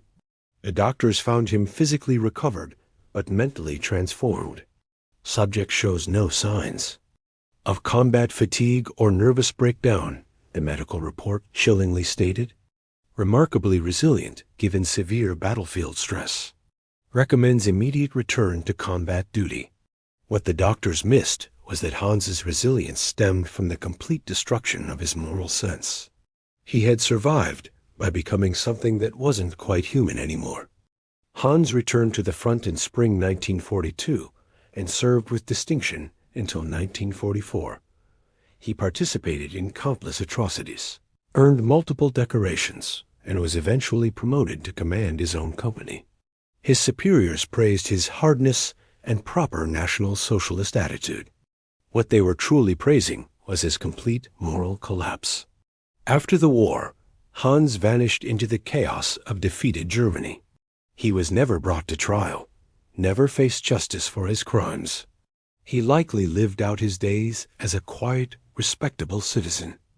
Maybe he ran a shop, raised a family, attended church on Sundays. His neighbors would never have suspected that the mild-mannered man next door had once tortured prisoners and executed his own comrades. This was the real horror of the Russian winter. Not the casualties, not the military defeat, but the profound psychological transformation it wrought. The SS had stopped being hunters and became prey. But instead of being destroyed by that transformation, they were perfected by it. Because prey that learns to survive will do anything to avoid becoming victims again. And Heinrich Himmler was about to give them the perfect opportunity to prove it. 1943. Hitler is rapidly running out of Germans to sacrifice for him. So he makes the most desperate, ideologically contradictory decision in military history. He asks his inferior enemies to volunteer. And the truly shocking thing? Hundreds of thousands said yes. The meeting that changed everything unfolded on August 7, 1942. SS Obergruppenführer Gottlob Berger sat in Heinrich Himmler's office, sweating despite the chill of the Berlin winter. He was about to propose something so radical, so utterly contrary to core Nazi ideology, that it could easily get him shot for treason. But the alternative was watching the SS slowly bleed to death from a critical lack of recruits. Reichsführer. Berger began carefully. I believe I have a solution to our manpower crisis, but You're not going to like it." Himmler looked up from his paperwork. The master of the SS had aged years in the past 12 months. Stalingrad was spiraling into an unmitigated disaster. German casualties on the Eastern Front exceeded 1.6 million men. The army was stubbornly refusing to release any more recruits. To the SS, and Himmler's grand dream of an elite racial army was visibly dying in the merciless Russian snow. "Speak," Himmler grunted. "We recruit from the occupied territories," Berger said quickly, almost urgently. "Scandinavians, Dutch, Flemish. Men of good Germanic stock who understand the Bolshevik threat." Himmler stared at him for a long, heavy moment. The idea was, by all accounts, insane. The SS was supposed to be the purest, most unadulterated expression of German racial superiority. Now, Berger was suggesting they dilute it with foreigners, people the Nazi Party had spent years condemning as inferior. But Himmler, at his core, was also a pragmatist. He could see the devastating numbers as clearly as anyone. Without a surge of fresh recruits, the SS would cease to exist as an effective fighting force within 6 short months. "How many could we realistically expect?" he asked, his voice low. Berger had meticulously done his homework. "Initial estimates suggest 50 to 60,000 volunteers from northwestern Europe, perhaps another 100,000 from the East, if we frame it as anti-communist liberation." "And you truly believe they'll fight for us against their own people?" Berger nodded confidently. "Give them the right motivation, and they'll fight anyone." Himmler made the decision that would transform the SS from a purely German organization into a sprawling, international army of fanatics. "Proceed with the Nordic recruitment," he commanded, quietly. "We'll see what kind of volunteers we attract." One of the first to answer this desperate call was Piet van den Berg, a 23-year-old dock worker from Amsterdam. Piet had every reason to despise the Germans. They had occupied his country, killed his friends, and turned his hometown into an armed camp. So why did he volunteer to join the SS? The answer reveals everything about how desperation can create the impossible. Piet's story began with annoying, constant hunger. By 1942, the brutal German occupation had reduced Dutch food rations to agonizing starvation levels. Piet was watching his own mother waste away, his younger sister grow skeletal. When SS recruiters arrived in Amsterdam, promising food, regular pay, and a sense of purpose, Piet, like many others, listened. The recruitment pitch was brilliantly crafted, a masterpiece of psychological manipulation. The Germans didn't present themselves as conquerors. They presented themselves as saviors, as liberators. "We're not fighting against Holland," the recruiter explained, his voice smooth. "We're fighting for Europe, against the Bolshevik hordes who want to destroy Christian civilization." The recruiter, S. Hauptsturmfuhrer Hans Kruger, had been meticulously chosen specifically for his ability to manipulate vulnerable young men. He spoke fluent Dutch, understood local concerns with uncanny precision, and knew exactly which psychological buttons to push. "Look around you," Kruger implored Piet and the other potential recruits. "Your country is starving because Britain and America are blockading food shipments. They'd rather see Dutch children die than admit they're losing the war." It was a cynical lie, but a chillingly convincing one to desperate young men teetering on the edge of starvation. Then came the irresistible hook. Join the SS, and your family receives full German rations. Your mother eats. Your sister survives. All you have to do is fight the real enemy, communism. Piet signed up that very same day, not because he believed in Nazi ideology, but because he simply couldn't bear to watch his family starve any longer. The psychological manipulation was perfect. They had meticulously created a situation where joining the SS felt, to Piet, like an act of profound love, not betrayal. At the SS training camp in Bavaria, Piet underwent the same brutal conditioning that had forged Klaus Weber and Heinrich Springer.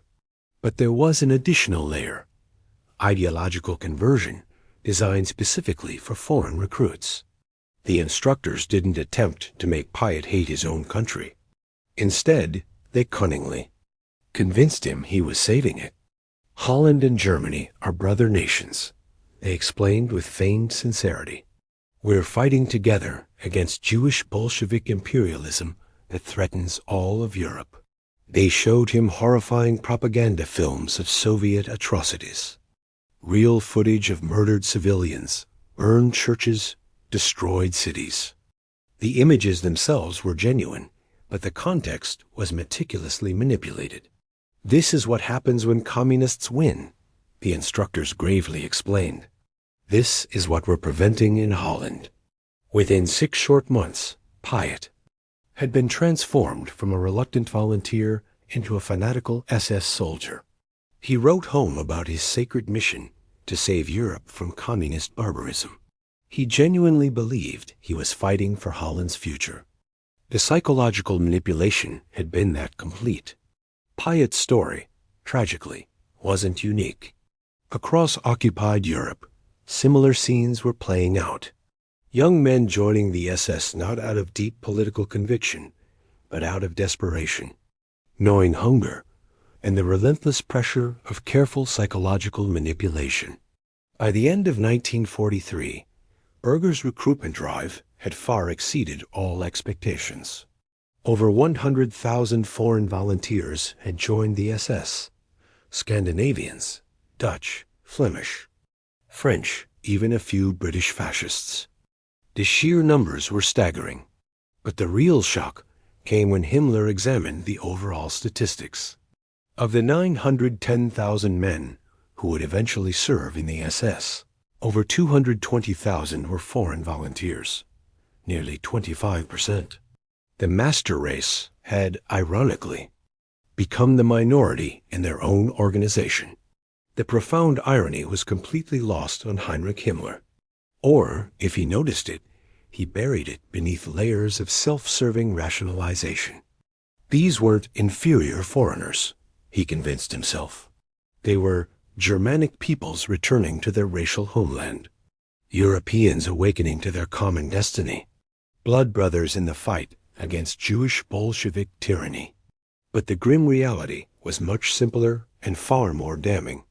The SS had become so utterly desperate for manpower that they had abandoned their core, foundational ideology. The organization ostensibly dedicated to German racial purity was now majority foreign. The elite force designed to prove German superiority was kept alive by Dutch dock workers, French peasants, and Scandinavian farmers. Piet van den Berg served with grim distinction in the Nordland Division until his death in the ruins of Berlin. His final letter home, never delivered, expressed pride in his service and chilling confidence in ultimate victory. He died believing he had saved Europe from communism. In reality, he had been a victim of the most successful psychological manipulation campaign in military history. The Foreign Legion of Fascism had been born, not through shared ideology or some mythical racial destiny, but through sheer desperation and insidious lies. Heinrich Himmler had promised his followers a pure Germanic army. Instead, he'd created an international collection of the lost, the desperate, and the cruelly deceived. And the most tragic part? They would fight just as fanatically as any German SS soldier. Because when you've been convinced that your very survival depends on victory, you'll do anything to win, even die for people who despise you.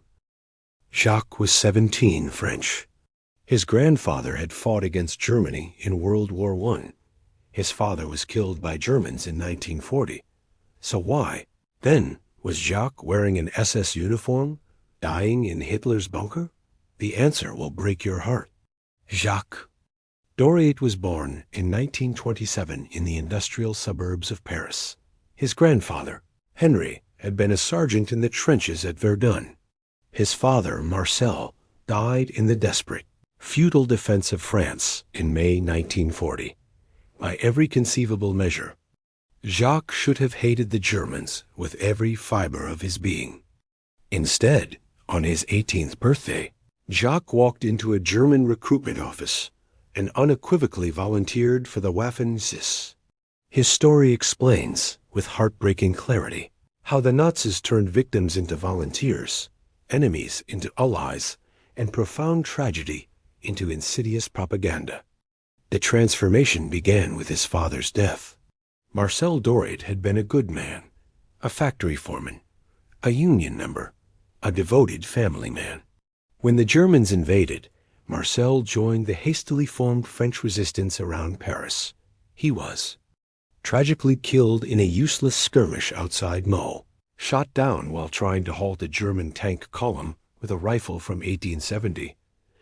Marcel's death left Jacques' mother, Marie, with 3 young children and absolutely no income.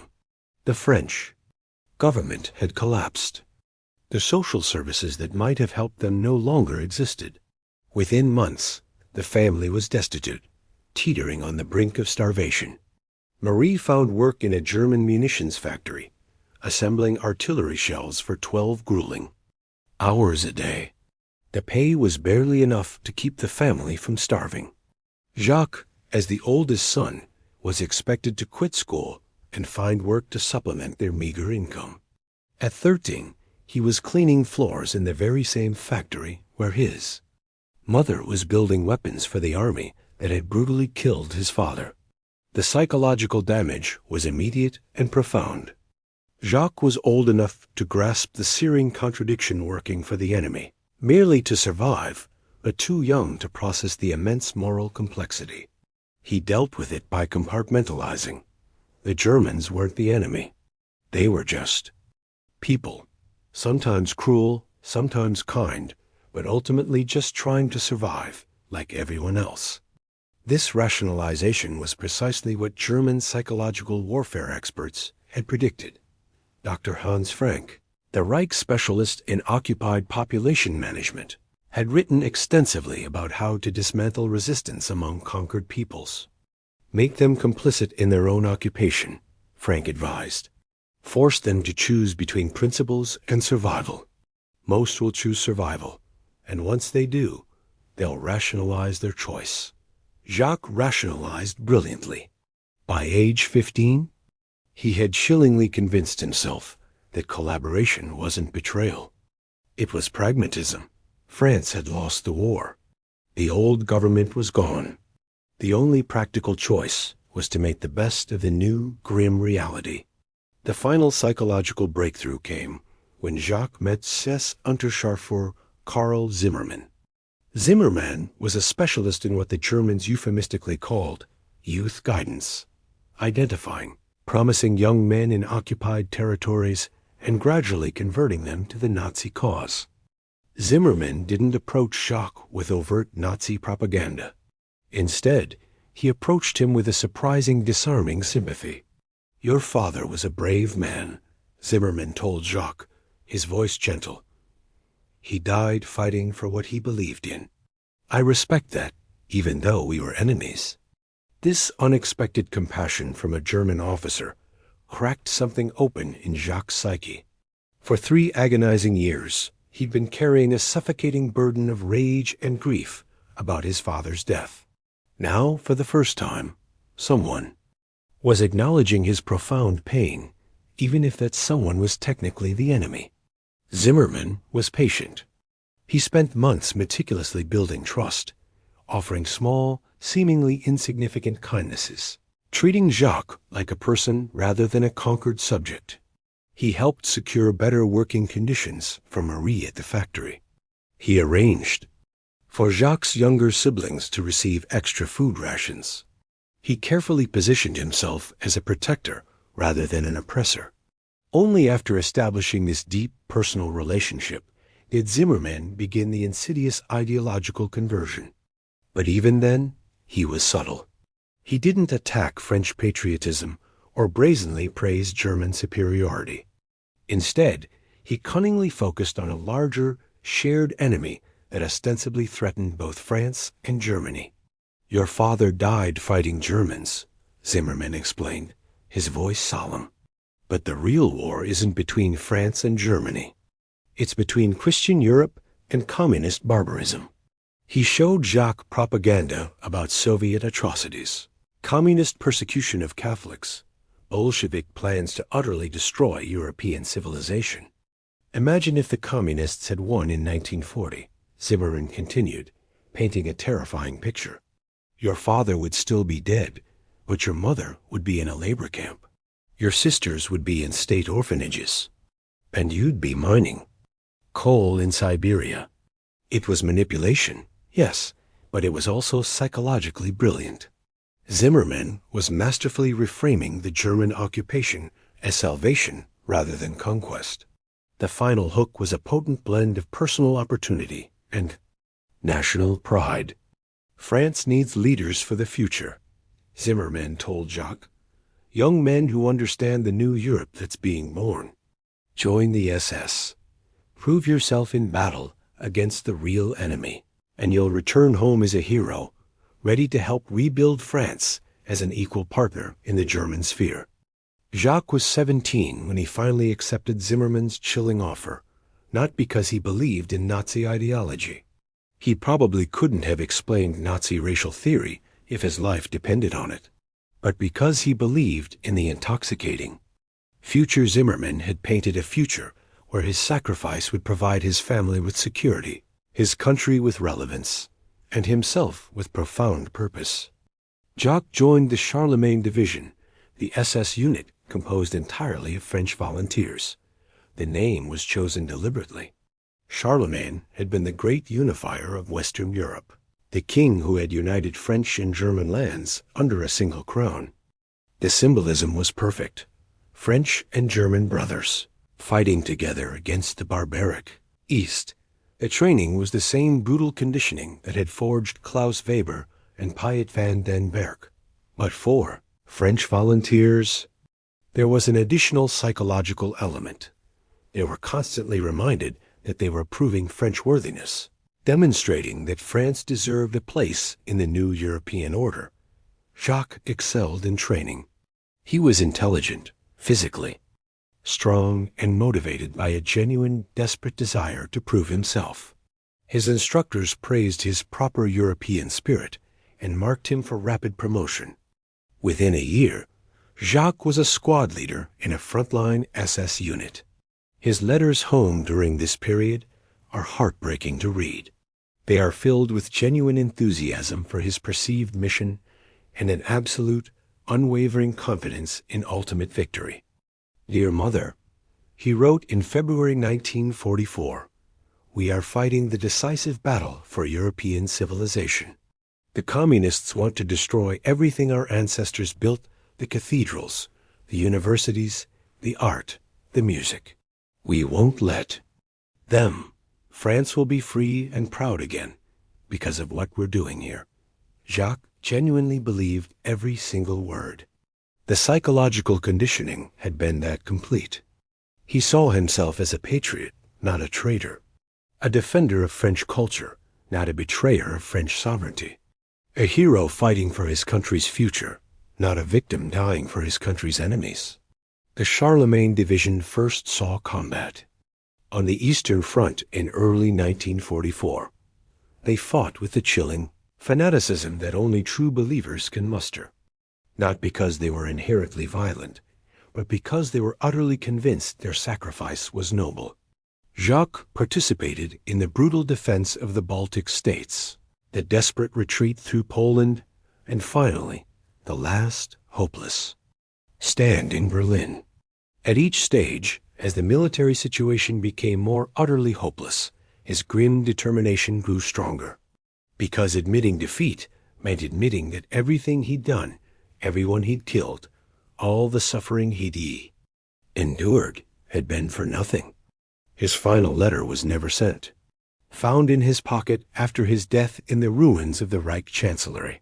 It read, "Mother, if you receive this, know that I died for France, for the France that could have been, for the Europe our children will inherit. I have no regrets. Jacques Doriot died on May 1st, 1945, in the basement of a bombed-out building 3 blocks from Hitler's bunker. He was 19 years old. Soviet soldiers found his body clutching a German machine gun, surrounded by Russian corpses.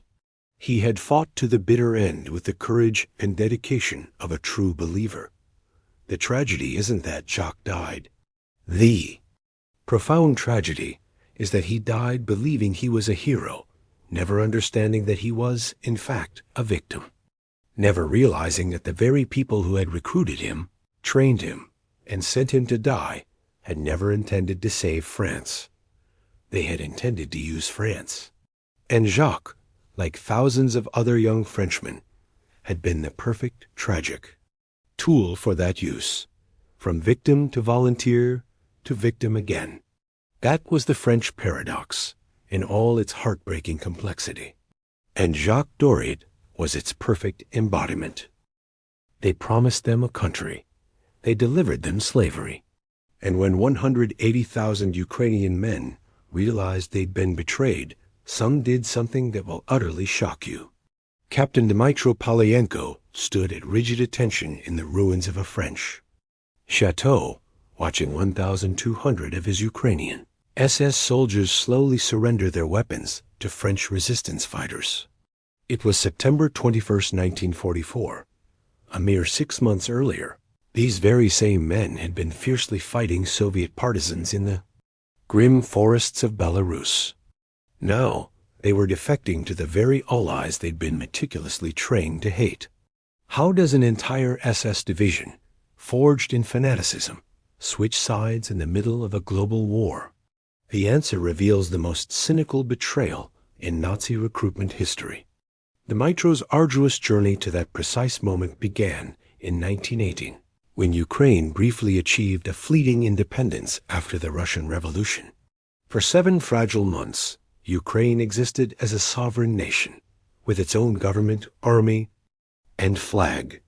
Then the Bolsheviks returned, crushed the nascent independence movement with brutal force, and ruthlessly absorbed Ukraine into the sprawling Soviet Union. Dmytro was just 5 years old when his country, as he knew it, died.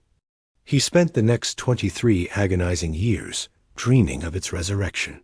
That dream quickly morphed into an unimaginable nightmare during Stalin's horrific collectivization campaign.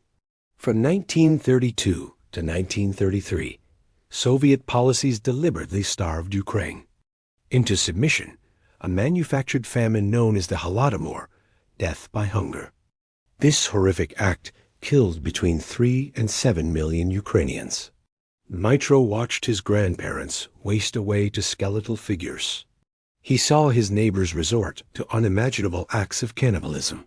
He learned to hate the Soviet system with every fiber of his being, a hatred born of profound suffering. When the Germans invaded the Soviet Union in June 1941, Dmytro and hundreds of thousands of other Ukrainians, desperate for any reprieve, saw them as liberators. Here, finally, was a power strong enough to shatter Soviet rule, a tantalizing chance for Ukrainian independence after 2 brutal decades of oppression.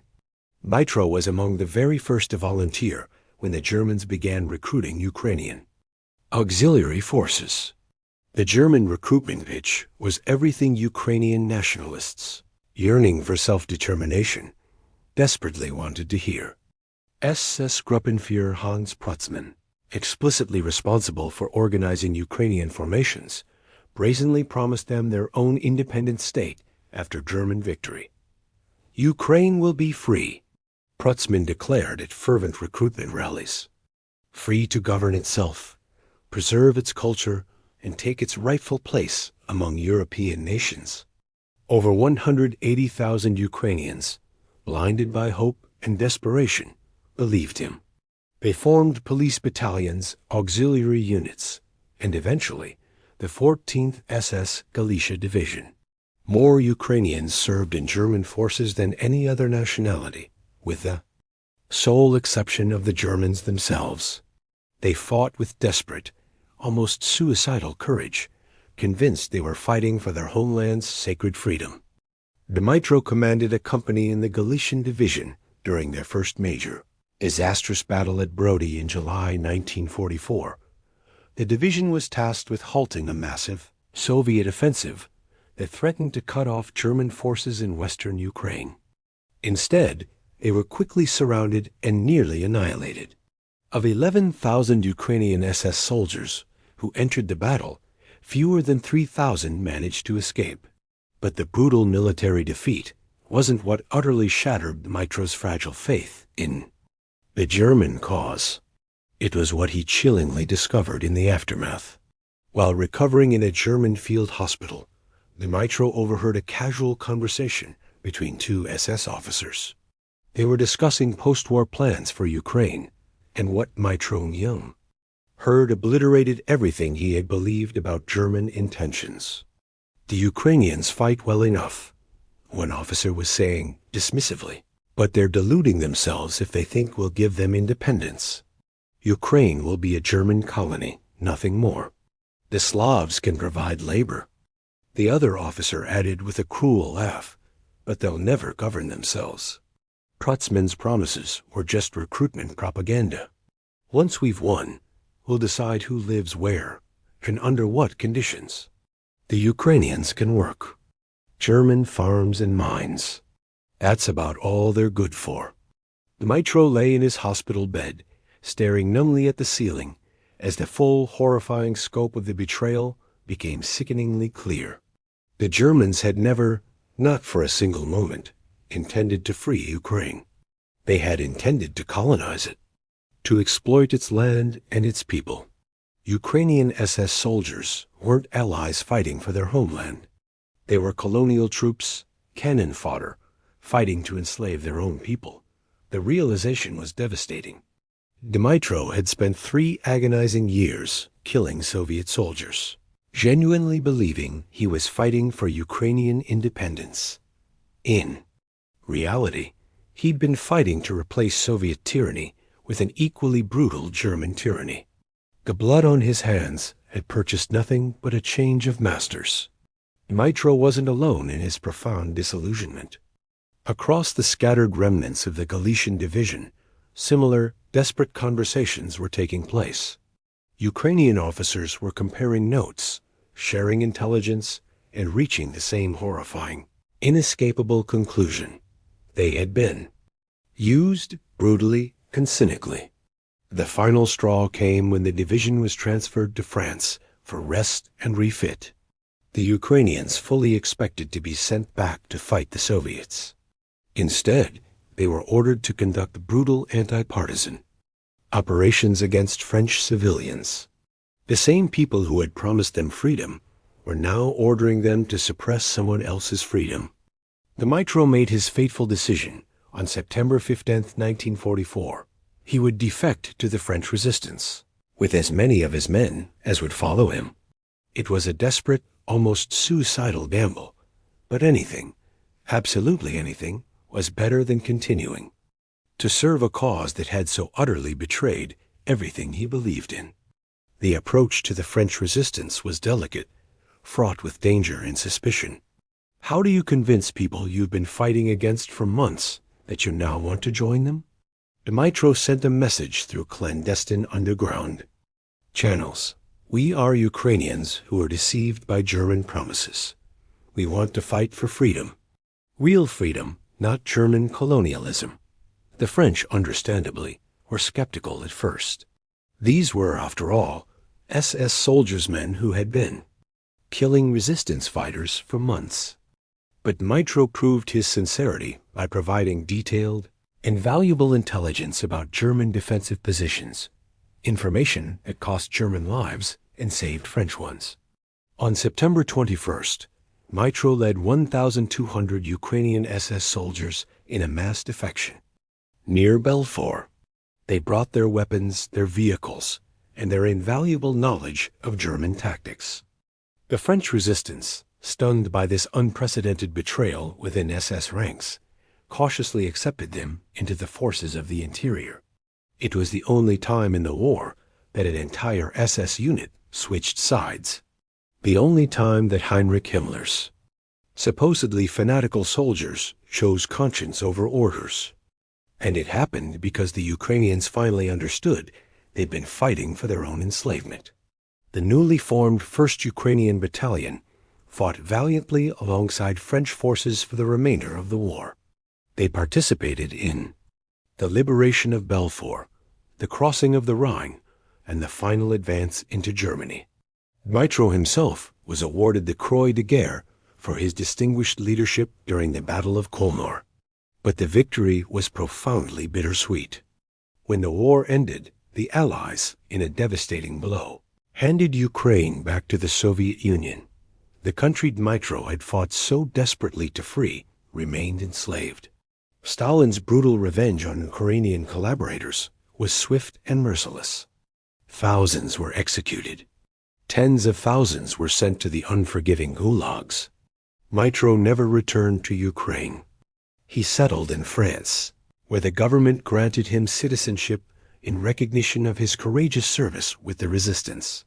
He lived quietly for the rest of his life, working as a mechanic, raising a family, never speaking publicly about his harrowing wartime experiences. But in his private papers, discovered after his death in 1987, Dmytro left a bitter, poignant assessment of his journey. From Soviet oppression to German betrayal to Allied victory, we fought for a dream that was always a lie. Independence was never on offer, only a choice between different forms of slavery. The tragedy is that so many good men died believing otherwise.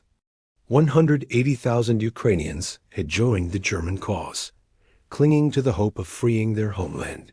Instead, they participated in its continued enslavement.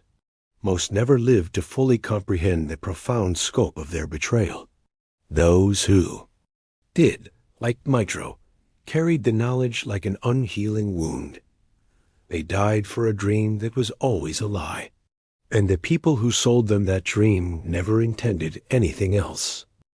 Per was 20 years old, blonde, blue-eyed, everything Heinrich Himmler dreamed of. He volunteered for neutral Sweden to fight Bolshevism. 3 years later, he's bleeding out in a desolate Berlin street, begging in Swedish for his mother. Per Eriksson's story should have been a Nazi propaganda masterpiece. Here was living proof of the Nordic ideal, a perfect Aryan specimen, voluntarily joining the SS to defend European civilization. Instead, it became a heartbreaking tragedy that exposed the hollow core of Nazi racial theory. Per grew up in Mount, just across the water from German-occupied Denmark. His family was comfortably middle class. His father owned a successful fishing business. His mother taught primary school. Sweden was neutral, prosperous, and peaceful. Per had no logical reason to abandon any of that. But Per was 20 years old in 1942, and 20-year-olds don't always make rational decisions. He was bored by the stifling safety of neutral Sweden, hungry for adventure, and profoundly susceptible to the romantic, alluring appeal of a grand cause. When SS recruiters began operating quietly in Swedish universities, Per was exactly the kind of impressionable young man they were relentlessly seeking. The recruitment was subtle and sophisticated. The Germans couldn't operate openly in neutral Sweden, so they worked through compliant Swedish fascist organizations and pro-German student groups. The pitch wasn't join the Nazi Party. It was far more insidious. Defend Nordic civilization. Professor Erik Lundberg, a Swedish academic who had been secretly recruited by German intelligence, delivered the captivating lecture that forever altered Per's life. Speaking to a rapt student group at Lund University, Lundberg painted a terrifying picture of the Bolshevik threat to Scandinavian culture. Stalin's armies are massing on our borders, Lundberg warned, his voice grave. If Germany falls, Sweden will be next. They'll destroy our churches, our universities, our way of life. He concluded with a dramatic flourish. The only thing standing between us and barbarism is the courage of young Nordic men willing to fight for their heritage. It was masterful propaganda. Lundberg wasn't asking Swedish students to betray their country. He was asking them to save it. Per and dozens of other young Swedes believed every single word. The volunteers were clandestinely smuggled across to Denmark in small groups, then transported to Germany for brutal training. Per found himself at an SS facility in Bavaria, surrounded by earnest young men from across Scandinavia, Danes, Norwegians, even a few Finns, all united in their fervent determination to save Nordic civilization from communist destruction. The training was the same brutal conditioning that had forged Klaus Weber and Jacques Doriot. But for Scandinavian volunteers, there was an additional, intoxicating element of racial indoctrination. They were constantly told they represented the purest expression of Aryan blood, the natural leaders of the Germanic racial community.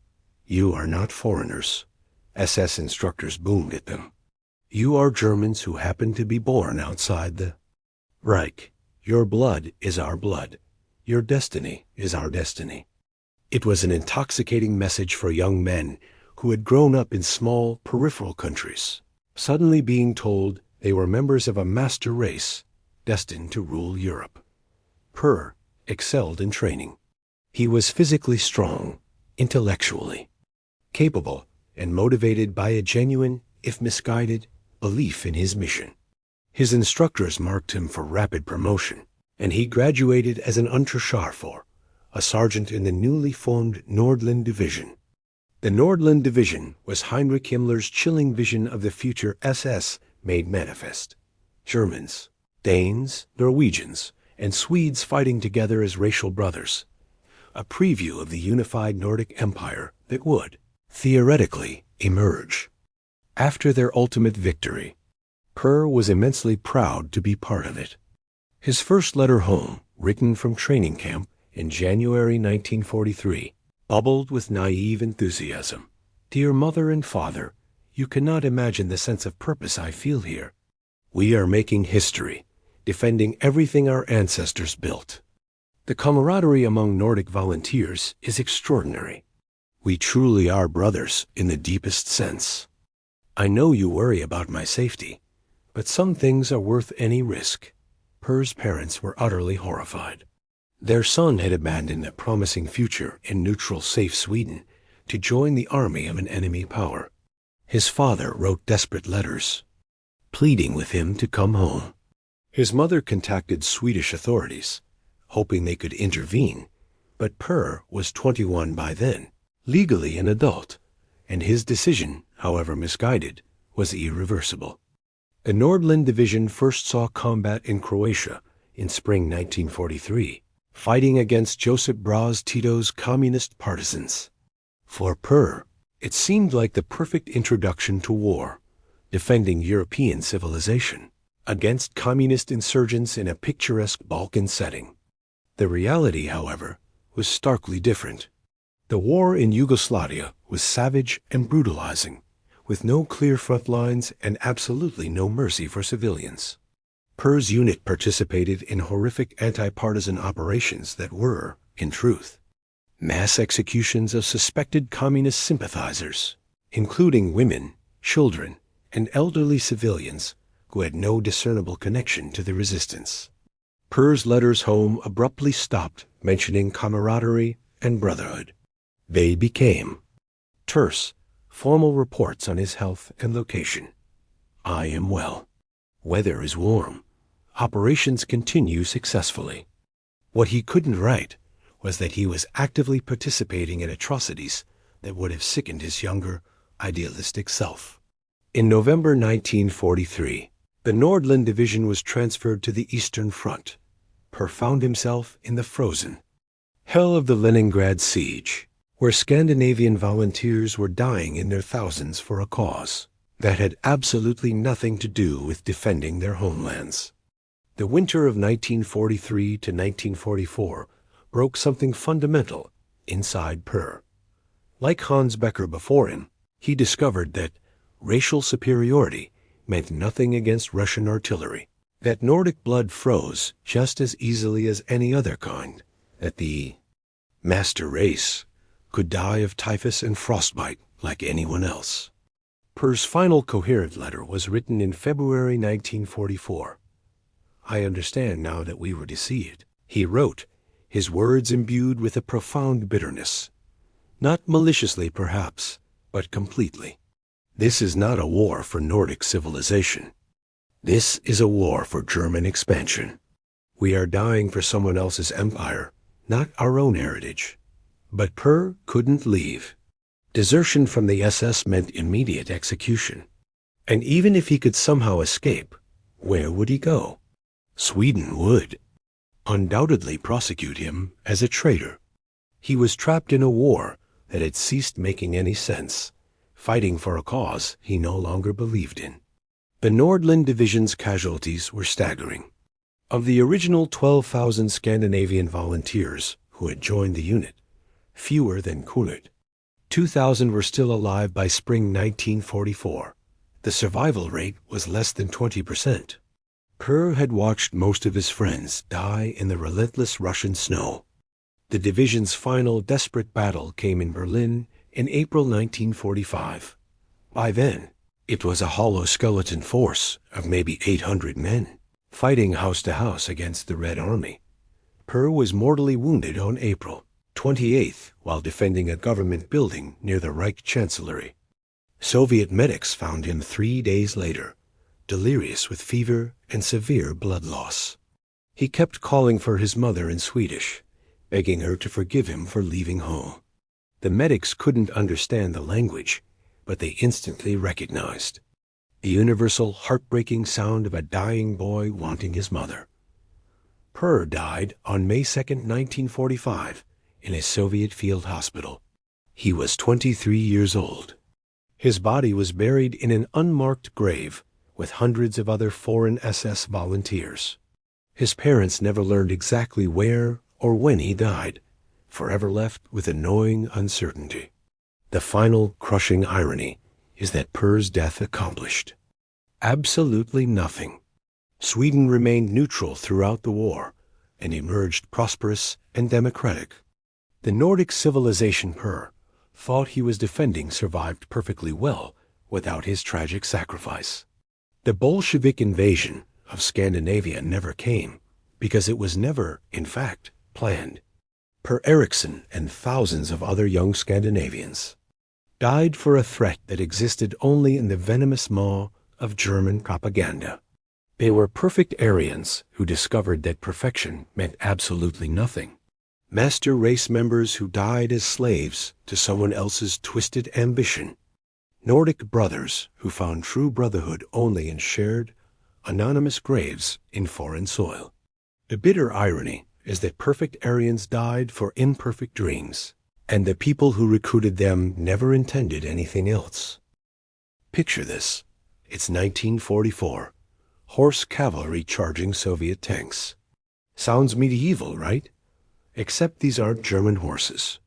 They're Cossack horses, ridden by men whose grandfathers fought against Germany.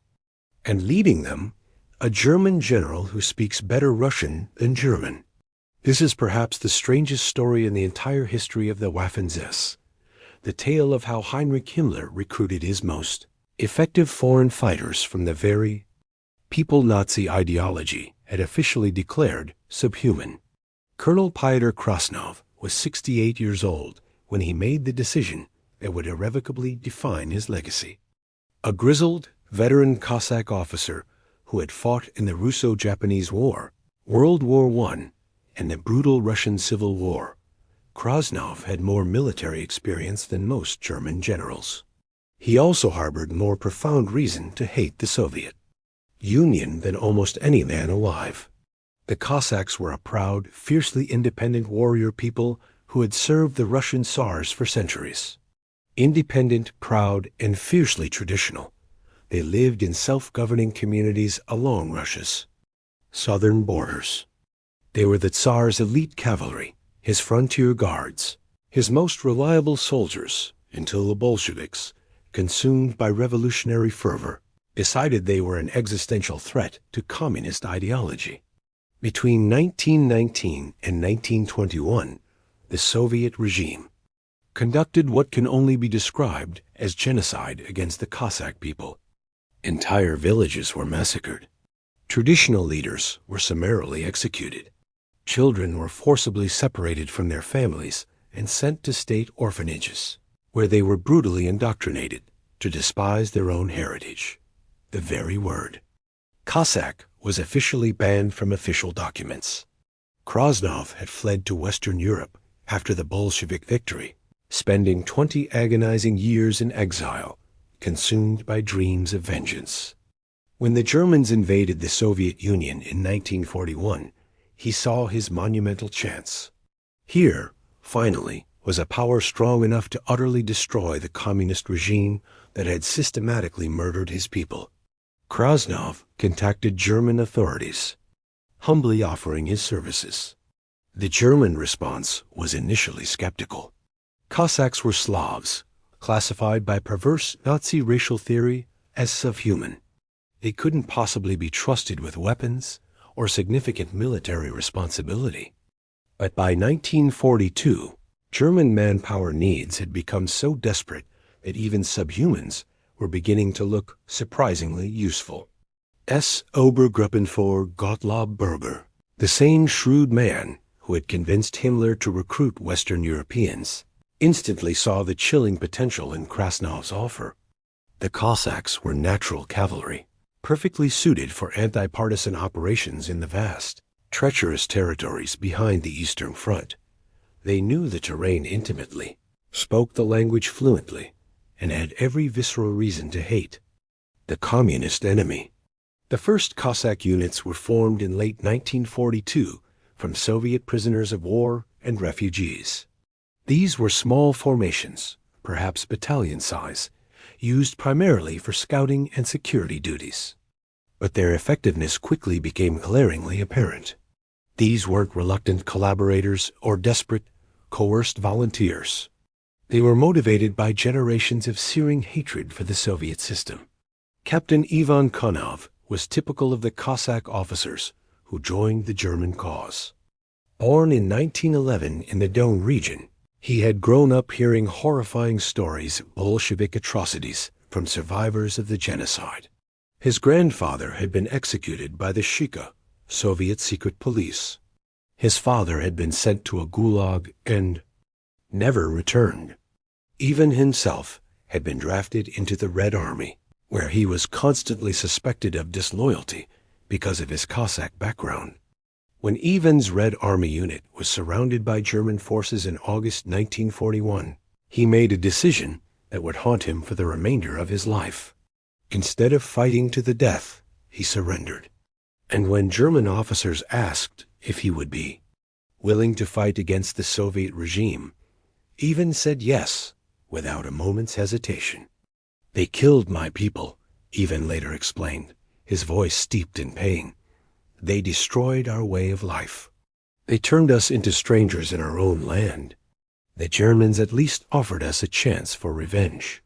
By 1943, Cossack formations had swelled to division size. The 5th 10th SS Cossack Cavalry Corps, operating under German command, included nearly 25,000 mounted warriors.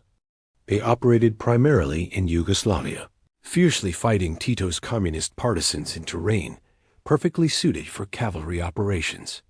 The sight was surreal: horse cavalry in the age of tanks and aircraft, but in the mountainous, rugged terrain of the Balkans, horses were often far more effective than motorized vehicles. The Cossacks could move silently through dense forests, cross rivers where bridges had been destroyed, and operate effectively in areas where chronic fuel shortages had immobilized German armor. Ivan commanded a squadron in the fierce fighting around Sivo in the winter of 1943. His men fought with a ferocity that impressed even hardened veteran SS officers. Not because they believed in Nazi ideology, most couldn't have explained racial theory if their lives depended on it, but because they were fighting for something far deeper than mere politics. They were fighting for their identity, their culture, their very right to exist as a distinct people. The campaign in Yugoslavia was brutal and unforgiving. Both sides committed unspeakable atrocities. Both sides took few prisoners. Ivan's letters home, clandestinely smuggled to relatives in Germany through underground networks, vividly describe the profound psychological toll of fighting an enemy who spoke his own language and, ironically, shared his Orthodox faith. "We are killing Slavs to serve Germans," Ivan wrote, his words filled with anguish. "Fighting our own people for the chance to be free. Sometimes I wonder if we are any different from the Bolsheviks we hate. But then I remember what they did to our villages, our families, our traditions. And I know we have no choice." The moral complexity of the Cossack situation was unprecedented. These were people who harbored genuine, profound grievances against the Soviet system, direct victims of communist genocide, who tragically saw collaboration with Germany as their only path to survival. But they were also serving a regime that openly considered them racially inferior and harbored absolutely no intention of ever granting them independence. The illusion began to crack in late 1944 as German defeats mounted with increasing frequency. Cossack officers started receiving disturbing reports about German plans for post-war Eastern Europe plans that envisioned them as mere agricultural laborers in a vast German colony, not as free people in their own land. Colonel Krasnov, now 71 and serving as the nominal leader of all Cossack forces, desperately tried to negotiate with German authorities for ironclad guarantees of post-war autonomy. The response was brutally honest. "Cossacks are Slavs," SS officials coldly told him. "Slavs are servants, not rulers. You can serve the Reich faithfully and be treated well, but you will never govern yourselves." The betrayal was complete, but it was also tragically too late to matter. By spring 1945, the Cossack units were trapped in Austria with nowhere left to run. The Red Army was relentlessly approaching from the east, determined to exact merciless punishment on traitors. The Western Allies were approaching from the west, operating under orders to repatriate all Soviet citizens, regardless of their wishes or fears. Ivan Konov's final letter was written on May 8, 1945, the very day Germany officially surrendered. "Tomorrow, the British will hand us over to Stalin's executioners," he wrote, his words imbued with a chilling resignation. "We fought for freedom and found only different forms of slavery. Perhaps our children will understand that we tried to preserve something worth preserving, even if we failed."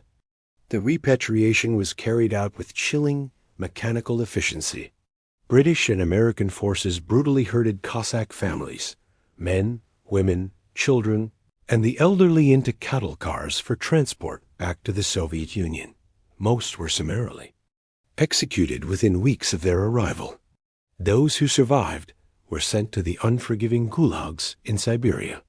Colonel Krasnov was hanged in Moscow's Lubyanka prison on January 16, 1947. His last words were reportedly, "I served the Cossack people, not the German Reich." History, he hoped, would judge whether that was a crime or a duty. Ivan Konov died in a Soviet labor camp in 1952. His crime, according to his death certificate, was treason against the Soviet state. His real crime was tragically believing that serving Germany might somehow save his people from communist oppression. The question that continues to haunt historians is whether the Cossacks were, ultimately, freedom fighters or collaborators. The agonizing answer is that they were both and neither. They were tragic victims of two monstrous totalitarian systems who desperately tried to play one against the other and were ultimately destroyed by both. They were warriors without a country, fighting for a freedom that was never truly on offer. Were they freedom fighters or collaborators? Perhaps the more honest, sobering question is, what would you have done in their place? When your people have been systematically murdered, your culture ruthlessly destroyed, your very identity erased? When the agonizing choice is between serving your enemies or watching your heritage die completely? The Cossacks chose to fight, for the desperate chance to be free. They lost everything, but they died as Cossacks, not as Soviet citizens. In the end, that may have been the only victory available to them. July 5, 1943. The largest tank battle in history is about to begin. Hitler, in his hubris, is betting everything on his elite SS divisions. But there's something he doesn't know. The Soviets have been patiently waiting. Unter Scharfer. Wolfgang Müller sits in his Panzer IV, watching the ominous sunrise over the vast Russian steppe. At 24 years old, a veteran of Poland and France, and a proud member of the elite Das Reich division, Wolfgang has never lost a battle. In exactly 6 hours, he will be dead. Operation Citadel was supposed to be Germany's masterstroke, a massive pincer movement meticulously designed to crush the Soviet bulge around Kursk and restore decisive German momentum on the Eastern Front. It involved 2,700 tanks and assault guns, the largest concentration of armor in military history. Hitler personally guaranteed that this offensive would definitively end the war in the East. Wolfgang's crew harbored complete, unwavering confidence in their mission. They were SS. They were elite. They had never been defeated. We'll be in Moscow by Christmas, Wolfgang's gunner Hans joked as they performed final equipment checks. Maybe we can send Stalin a Christmas card from the Kremlin. But what Wolfgang, encased in his tank, couldn't possibly see was the meticulously crafted trap that Marshal Georgy Zhukov had spent months preparing. 8 defensive belts, stretching 175 kilometers deep. Over 40,000 mines per kilometer of front. 6,000 anti-tank guns, patiently waiting in carefully prepared, concealed positions. As Soviets weren't just defending. They were creating a killing field. At 4 a.m., the German artillery barrage began, a thunderous symphony of destruction. The earth trembled for 30 agonizing minutes as shells pounded Soviet positions. Wolfgang could feel the concussions reverberating through his tank's thick armor. That should soften them up, Hans commented, confidently. He was tragically wrong. The Soviet defenses had been meticulously designed to survive German artillery. Deep bunkers, dispersed positions, overlapping fields of fire. When the barrage finally lifted and German tanks began their advance, they rolled directly into the most sophisticated killing ground ever constructed. Wolfgang's first chilling hint that something was terribly wrong came at 0630. His company was advancing across what appeared to be empty farmland when the lead tank, without warning, simply vanished.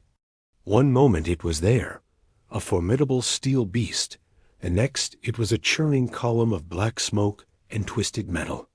Anti-tank mine, Wolfgang's commander barked over the radio, the first of many. Jesus Christ, Hans whispered over the intercom. Did you see that? Wolfgang had seen it. He'd also seen the ominous muzzle flashes from concealed anti-tank guns, beginning to wink from positions that were supposed to have been obliterated by the artillery. The Soviets weren't softened up. They were waiting.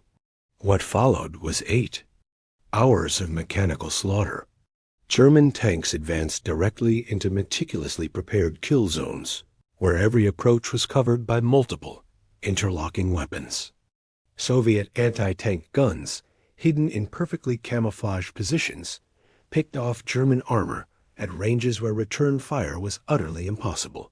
The much-vaunted German tactical superiority meant absolutely nothing against an enemy who had chosen the ground and prepared it perfectly. Wolfgang's tank made it perhaps 3 kilometers before disaster struck. An 88 mm anti-tank round punched directly through their frontal armor at 1 p.m., killing Hans instantly and severely wounding the driver. Wolfgang frantically tried to back out of the kill zone, but the tank's transmission had been fatally damaged. They were utterly stuck in the open, under relentless fire with nowhere to run. We have to abandon, Wolfgang shouted to his remaining crew members. But leaving the tank meant traversing 50 meters of open ground under direct, murderous fire from concealed Soviet positions. Wolfgang made the desperate decision that would haunt his final moments. We fight from here until the ammunition runs out. For the next hour, Wolfgang's crew fought a losing, desperate battle against an invisible enemy. They fired at muzzle flashes, at suspected positions, at anything that might be hiding Soviet anti-tank guns. But they were silhouetted starkly against the sky, while their enemies remained concealed in prepared positions. It was a slaughter. Wolfgang's final diary entry was found in the wreckage of his tank. The Russians have learned. They're not running anymore. They're fighting like we used to fight, with intelligence, preparation, and cold determination. We're not the master race anymore. We're just men, and men can die. Wolfgang was killed by sniper fire at 3:15 p.m. while desperately trying to repair his tank's radio. His crew held their position for another 30 minutes before Soviet infantry finally overran them. None survived. Across the vast Kursk battlefield, similar grim scenes were playing out. The elite SS Panzer Corps, Leibstandarte, Das Reich, Totenkopf, were being systematically destroyed by an enemy they had so disdainfully considered inferior. The Germans gained perhaps 12 kilometers in 3 brutal days of fighting, at a cost that utterly bankrupted their entire strategic reserve. The psychological impact was immediate and devastating. These were troops who had conquered Poland in 18 days, France in 6 weeks, and half of Russia in 6 months. Now they were being stopped, surrounded, and slaughtered by the very same Red Army they had so easily scattered in 1941. SS Oberfuhrer Theodor Wisch, commanding the Leibstandarte Division, recorded his profound shock on July 8th. The enemy has changed. No longer the panicked peasants we faced 2 years ago. These are professional soldiers with excellent equipment and superior defensive positions. Our casualties are unsustainable. Morale is cracking for the first time since the war began. By July 12th, the German offensive had stalled completely. Instead of the decisive breakthrough that would restore German fortunes, Kursk had become a meat grinder that was consuming Germany's last strategic reserves. Hitler, faced with the catastrophic collapse of his master plan, made the fateful decision that sealed Germany's ultimate fate.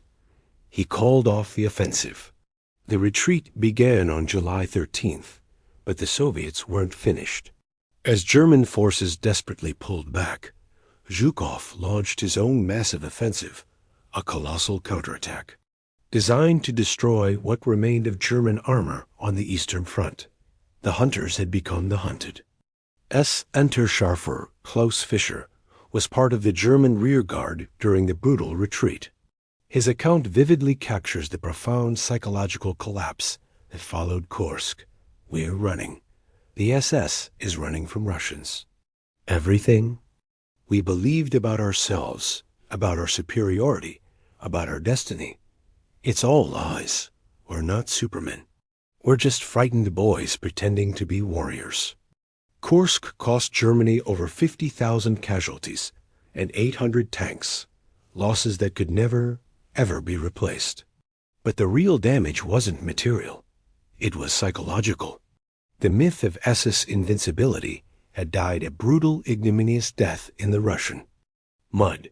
For the first time since the war began, SS soldiers knew they were going to lose. After Kursk, they knew they were going to lose. The only question was how many more would die before the inevitable end came. June 6, 1944. The Hitler Youth Division, its average age a mere 18, is about to face battle-hardened Canadian veterans. It's not going to be a fair fight, but not in the way you might think. Unterscharfer Peter Hansmann was 17 when he landed in Normandy. Born in Munich, raised in the fervent grip of the Hitler Youth, a volunteer for the Waffen SS on his 18th birthday, Peter represented everything Heinrich Himmler had chillingly dreamed of. Pure German blood, A perfect physical specimen, fanatical, unquestioning loyalty to the Reich. He would be dead within 72 hours of the Allied landing. The 12th SS Panzer Division Hitler Youth was stationed near Caen when the massive invasion began. 20,000 of Germany's most promising young men, equipped with the latest tanks and weapons, trained to the highest, most brutal SS standards.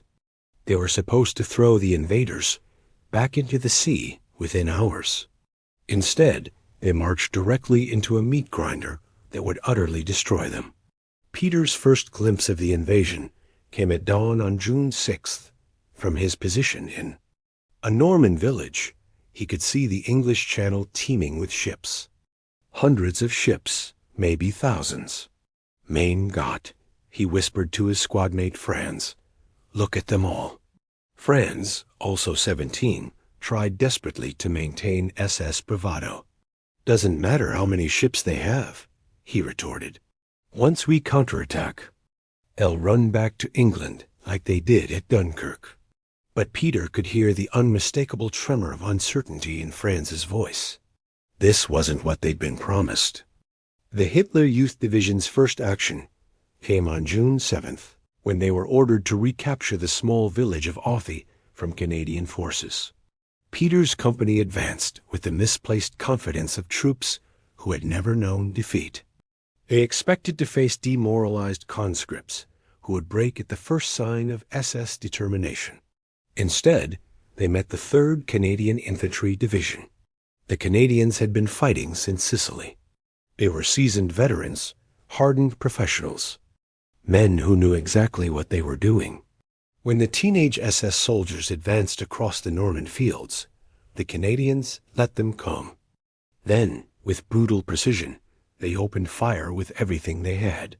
Peter's first brutal taste of real combat lasted exactly 4 minutes. His squad of 12 men advanced across an open field toward what appeared to be an abandoned farmhouse. Canadian machine gunners, hidden in carefully prepared positions, waited until the Germans were fully in the open. Then they cut them down like wheat. Within seconds, half of Peter's squad was dead or wounded. Franz took a burst of machine gun fire that nearly cut him in half. Peter dove frantically into a shell crater and tried desperately to process what had just happened. This wasn't how it was supposed to work. The SS was supposed to be superior. The enemy was supposed to run. Instead, Peter found himself utterly pinned down by professional soldiers who showed no sign of intimidation. Canadian artillery began falling around his position with chilling mechanical precision. Mortar, machine guns, rifle fire, all directed by men who knew their business. Peter realized with growing, sickening horror that he was utterly outmatched. "We need to fall back," Peter shouted to his surviving squad members. But falling back meant crossing 200 meters of open ground under direct fire, the very same ground that had just killed half his friends. Peter made the desperate decision that would define his final hours. He decided to surrender.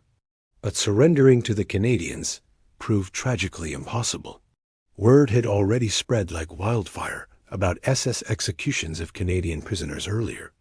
That morning, when Peter tried to approach Canadian lines with his hands up, a sniper's bullet instantly took off the top of his head. The Canadians weren't taking SS prisoners anymore. Peter's experience was tragically typical of the Hitler Youth Division's first brutal encounter with Allied forces. These weren't the demoralized conscripts Nazi propaganda had so blithely promised. They were professional soldiers with superior equipment, overwhelming air support, and unlimited artillery. The teenage SS soldiers, for all their intense training and fanaticism, were, in essence, children fighting adults. The casualty figures tell a grim story. In the first week of fighting, the Hitler Youth Division lost over 40% of its strength. Not to cowardice or poor morale, but to simple, brutal military reality. Elite training means absolutely nothing when you're outnumbered, outgunned, and facing an enemy with complete air superiority. SS Obersturmbannführer Kurt Meyer, commanding the 25th SS Panzer Grenadier Regiment, recorded his profound shock at the division's devastating losses. These boys are fighting with the courage of lions, but courage cannot stop artillery shells or aircraft bombs. We are losing a generation of Germany's finest young men. And for what? A few kilometers of Norman farmland that we will lose again tomorrow. The moral complexity of the Hitler Youth Division's destruction cannot be ignored. These were children, some as young as 16, who had been systematically brainwashed and militarized. They committed horrific war crimes, executing prisoners and murdering civilians. But they were also tragic victims of a system that had stolen their childhood and sent them to die for a lost cause. Canadian war correspondent Ross Monroe witnessed the chilling aftermath of one Hitler Youth attack. The field was covered with bodies of German soldiers. Boys, really. Some looked like they should have been in high school, not lying dead in a Norman pasture. It was horrifying and heartbreaking at the same time. These kids had been turned into fanatics, but they were still kids. The Hitler Youth Division's final major action came on June 26th, when they desperately attempted to retake the village of Schow. By then, the division was a hollow shell, perhaps 3,000 effective troops out of an original 20,000. But they attacked. Anyway, because surrender wasn't an option for SS soldiers. The attack failed within hours. Canadian defenders, now well established in prepared positions, systematically destroyed the attacking SS forces. The Hitler Youth Division ceased to exist as an effective fighting unit. Its few survivors were absorbed into other formations or sent to the rear for rest and refit that would never come. Unterscharführer Hans Weber was one of the few survivors. His final letter home, written from a field hospital in July 1944, captured the division's utter destruction. We came to Normandy as Hitler's elite. We believed we were the best soldiers in the world. Now I know we were just children playing at war. The enemy was everything we pretended to be: professional, disciplined, effective. We were brave, but bravery isn't enough when you're fighting. The future. Normandy was where the future came to brutally kill the past, where Allied industrial might, tactical competence, and overwhelming technological superiority met Nazi fanaticism and found it tragically wanting. The Hitler Youth Division had been the pride of the SS, the perfect, terrifying expression of Nazi ideology in military form. Its destruction in the Norman hedgerows marked the grim beginning of the end for Heinrich Himmler's monstrous empire. The children warriors of the SS had met their match, and they had been found tragically wanting. March 1945. The Red Army is a mere 60 miles from Berlin. So, naturally, Hitler makes perhaps the most mind-bogglingly stupid decision in military history. He sends his last precious reserves to Hungary to recapture oil fields for a country that will surrender in just 8 weeks. The sheer stupidity is breathtaking. SS Obergruppenführer Sepp Dietrich stood in the ruins of a Hungarian farmhouse, staring numbly at the radio message that would utterly destroy his faith in Adolf Hitler forever. The orders were chillingly clear. His 6th SS Panzer Army, the last mobile reserve in the entire German arsenal, was to attack toward Budapest to recapture Hungarian oil fields. While Berlin burned and the Reich crumbled around them, Dietrich had served Hitler faithfully for over 20 years. He'd been there at the Beer Hall Putsch, survived the Night of the Long Knives, conquered half of Europe. He had never once questioned an order from the Führer. Until now. "This is madness," Dietrich muttered to his chief of staff, his voice devoid of his usual bluster. "The Soviets are preparing to assault Berlin, and we're sending our last reserves to capture oil fields we can't hold." But orders were orders, and Dietrich was above all still an SS officer. He would obey, even though he knew, with a terrible certainty, it was suicide. The 6th SS Panzer Army was everything that remained of Heinrich Himmler's dying dream. 4 elite SS divisions: Leibstandarte Adolf Hitler, Das Reich, Hitlerjugend, and Hohenstaufen. Veterans of Poland, France, Russia, and Normandy. The last tattered remnant of the force that had once terrorized Europe. Panzer Commander Klaus Richter led his Tiger tank into the attack on March 6, 1945. At 26 years old, a Knight's Cross winner, a veteran of every major tank battle since Kursk, Klaus knew this offensive was utterly hopeless. But he also knew that retreat meant facing Soviet justice for 3 years of unspeakable war crimes on the Eastern Front. The Hungarian offensive was doomed from the very start. Soviet Marshal Fyodor Tolbukhin had meticulously prepared deep defensive positions anchored strategically on the Danube River, 3 defensive belts, over 5,000 anti-tank guns, and 400,000 men who had been fighting Germans since Stalingrad. They were ready. Klaus's first chilling hint of disaster came when his tank got irrevocably stuck in the Hungarian mud on the second day of the offensive. Spring thaw had transformed the ground into a treacherous quagmire that relentlessly swallowed German armor. Dozens of tanks and assault guns simply sank up to their turrets, including 15 precious Tiger II tanks that represented months of invaluable German production. "We're sitting ducks," Klaus radioed to his company commander, his voice tight with desperation. Soviet artillery had already zeroed in on the stranded German vehicles and was systematically destroying them. Klaus watched in horrified disbelief as million-dollar tanks were effortlessly turned into twisted scrap metal. Equipment that could have desperately defended Berlin was dying in the Hungarian mud for no strategic purpose whatsoever. The offensive lasted exactly 10 days. 10 days of futile, bloody attacks against meticulously prepared Soviet positions. 10 days of watching Germany's last precious reserves bleed to death. By March 16th, Dietrich's forces had gained a paltry 15 kilometers and lost over 600 tanks and assault guns, half of Germany's remaining armored strength. Then the Soviets counterattacked, and what had been a failed offensive became a complete, unmitigated catastrophe.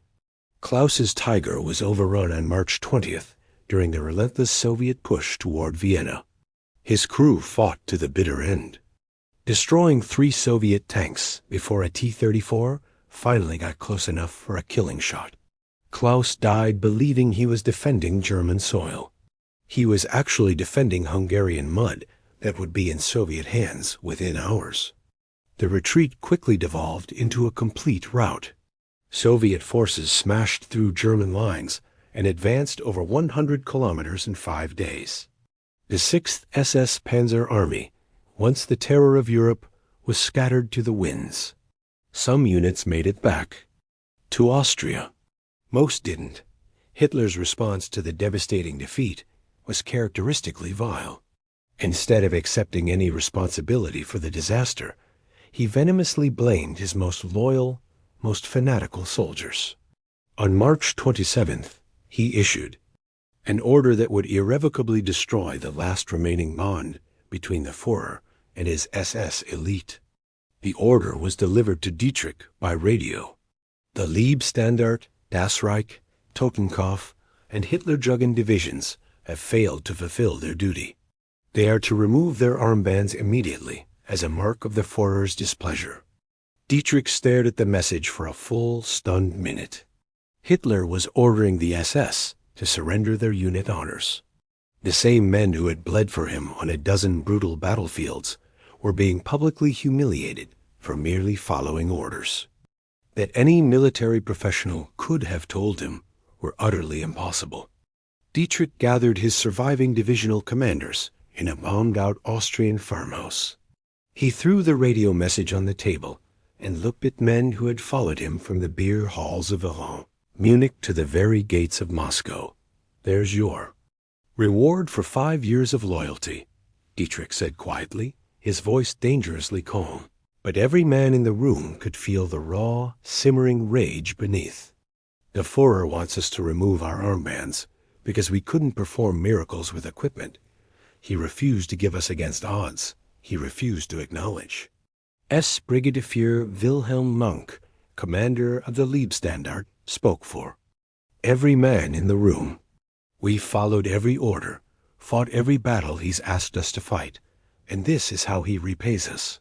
Dietrich made a decision that would have been utterly unthinkable 6 months earlier. He unequivocally refused to pass the order to his troops. My men have earned their honors with blood, he told his staff. No political functionary, not even Hitler, can take that away from them. But the damage was already done. Word of Hitler's order spread through the SS ranks like wildfire. Men who had worshipped the Führer began to understand that their unwavering loyalty had never been reciprocated, that they were merely expendable tools, not honored comrades. The Hungarian disaster destroyed more than just tanks and men. It shattered the mystical, almost religious bond between Hitler and his SS elite. For the very first time, SS soldiers began to question not just their orders, but their entire cause. The man they had followed into hell had abandoned them when they needed him most. Legend claims that some SS veterans sent their decorations back to Hitler with bitter, contemptuous notes. Whether true or not, the sentiment was undeniably real. They'd been abandoned by their God, and gods who abandon their followers don't deserve worship. The final realization was devastating. They'd been abandoned by their God, and there was nowhere left to run. April 30th, 1945. Adolf Hitler has just put a gun in his mouth. Upstairs, in the smoking ruins of Berlin, French teenagers are battling Russian veterans with desperate ferocity, clutching Panzerfausts. This is how the world ends. Not with a bang, but with a whimper from foreign boys who should have been home. Henry Fennet was 19 when he made his last desperate stand in the rubble of the Reich Chancellery. Born in Lyon, orphaned at 12, recruited into the SS Charlemagne Division at 17. Henry had traveled 1,000 miles to die for a man who openly despised the French. And he was about to die, believing he was a hero. The defense of Berlin was the ultimate, twisted expression of Heinrich Himmler's International Legion. French boys from Charlemagne, Scandinavian volunteers from Nordland, Dutch and Belgian remnants from the Nederland and Wallonia divisions. Even a handful of British fascists who had somehow miraculously survived 3 years of war. Foreign fanatics, dying for a German dream that had long since curdled into a terrifying nightmare. Henry's journey to Berlin had begun in the inferno of the Eastern Front. The Charlemagne Division had been all but annihilated fighting in Pomerania during the final, brutal Soviet offensive. Of the original 7,000 French volunteers, perhaps 300 had managed to make it to Berlin. The survivors were the hardest of the hard, men who had lost absolutely everything and had nothing left but their weapons and their seething hate. 6 Brigade de Feur. Gustav Krukenberg commanded what remained of the foreign SS volunteers in Berlin. A grim veteran of the Eastern Front, Krukenberg had watched the SS transform from an elite German formation to a desperate, ragtag international army. Now he commanded French teenagers, Norwegian laborers, and Dutch deserters in the final apocalyptic battle for Hitler's crumbling capital. They're the only real soldiers left, Krukenberg told Wilhelm Monk, the overall commander of the Berlin defense. The German troops are finished. Old men and children who just want to surrender to the Americans. But these foreign volunteers, they have nowhere else to go. They'll fight to the end, because the end is all they have left. Henry's position was in the basement of a bombed-out ministry building, 3 blocks from Hitler's bunker. His squad, 6 French volunteers and 2 Norwegian SS men, had been ordered to hold the position against overwhelming Soviet infantry advancing relentlessly from the east. They had enough ammunition for maybe an hour of fighting. No resupply was coming. No reinforcements were available. They were utterly on their own. The Soviet assault began at dawn on May 1st. Tanks, artillery, aircraft, everything the Red Army could bring to bear on the last few blocks of Nazi resistance. Henry watched through his rifle scope as T-34 tanks rumbled down the street, their heavy treads crushing the rubble of what had once been the most powerful city in Europe. Behind the tanks came Soviet infantry, seasoned veterans who had fought. From Stalingrad to Berlin, men who had seen their country invaded, their cities destroyed, their families murdered. They weren't taking prisoners anymore, especially not SS prisoners. Henry's first kill was a Soviet sergeant who made the fatal mistake of exposing himself while directing his squad's advance. Henry's rifle shot took the man in the chest, spinning him around before he collapsed lifelessly in the street. "Got him," Henry whispered to his squadmate Pierre. Pierre didn't respond. A Soviet sniper had already put a bullet through his head. The building changed hands 3 times in the next hour. Soviet infantry would fight their way to the upper floors, only to be driven back by desperate SS counterattacks. Henry and his surviving comrades fought room by room, floor by floor, using grenades and rifle fire to hold positions that had no strategic value whatsoever. They were fighting because fighting was all they knew how to do. By noon, Henry was utterly alone. His squad was dead. His ammunition was nearly exhausted, and Soviet voices could be heard in the corridor just outside his position. He had maybe 6 bullets left in his rifle and 2 grenades clipped to his belt. Enough to kill a few more Russians before they inevitably killed him. Henry's final, defiant act was to scroll a message on the crumbling wall of his basement hideout. Here died Henry Fennet, volunteer of the Charlemagne Division, age 19. I fought for Europe against Bolshevism. I regret nothing. Then, with grim resolve, he pulled the pins on both grenades and waited for the Soviets to find him. The explosion that killed Henry also killed 3 Soviet soldiers and wounded 2 others. It was a meaningless tactical victory, in a meaningless battle for a meaningless building. But Henry died believing it mattered, that his sacrifice meant something, that he was a hero defending civilization from barbarism. Similar, desperate scenes were playing out across the ruins of Berlin. Nordic volunteers from the SS Nordland Division battling Soviet tank crews in brutal hand-to-hand combat. Dutch S-men using Panzerfausts to destroy T-34 tanks from point-blank range. Belgian Walloons dying in the ruins of the Reichstag while calling for their mothers in French. SS Brigadier Joachim Ziegler commanded the Nordland divisions. Final desperate battle at the Anhalter Bahnhof.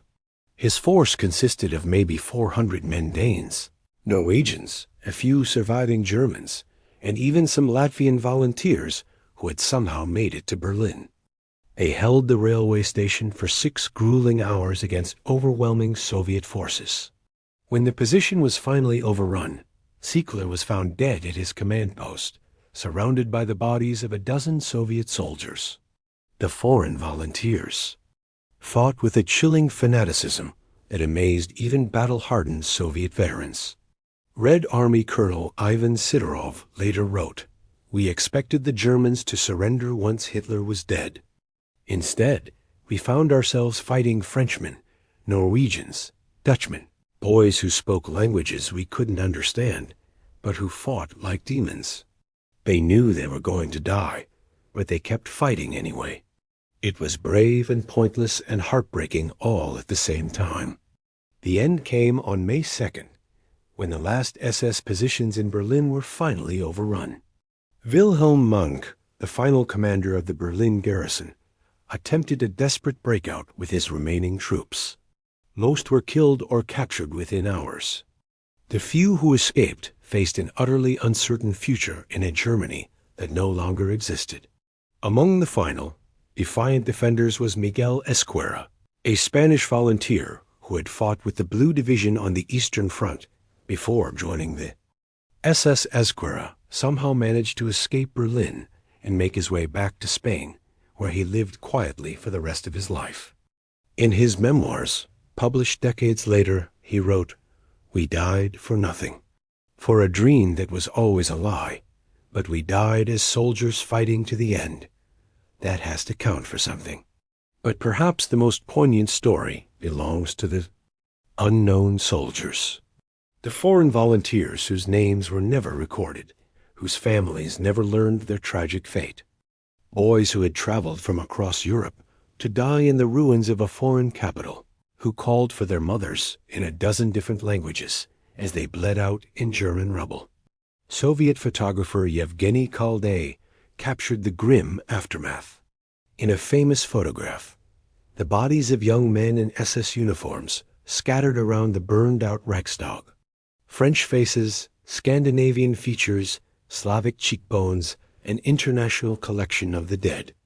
The final, terrible harvest of Heinrich Himmler's monstrous recruitment drive. The silence after the shooting stopped was profound. No more artillery. No more machine gun fire.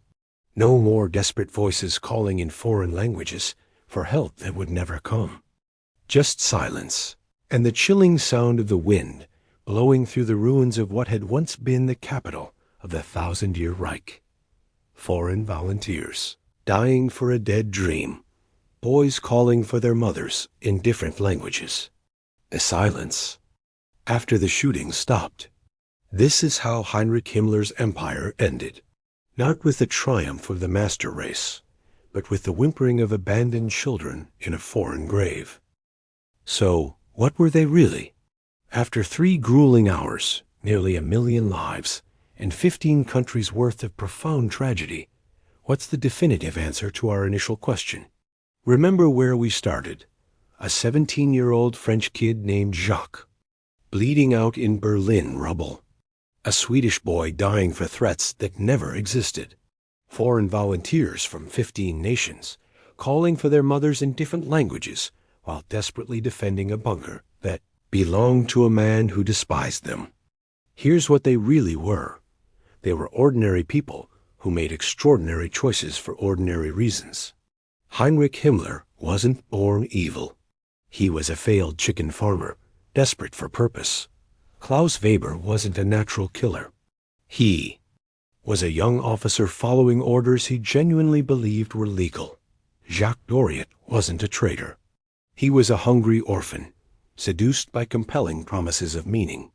Per Erikson wasn't a Nazi. He was a bored college student who simply craved adventure. They were farmers and students and factory workers and teachers.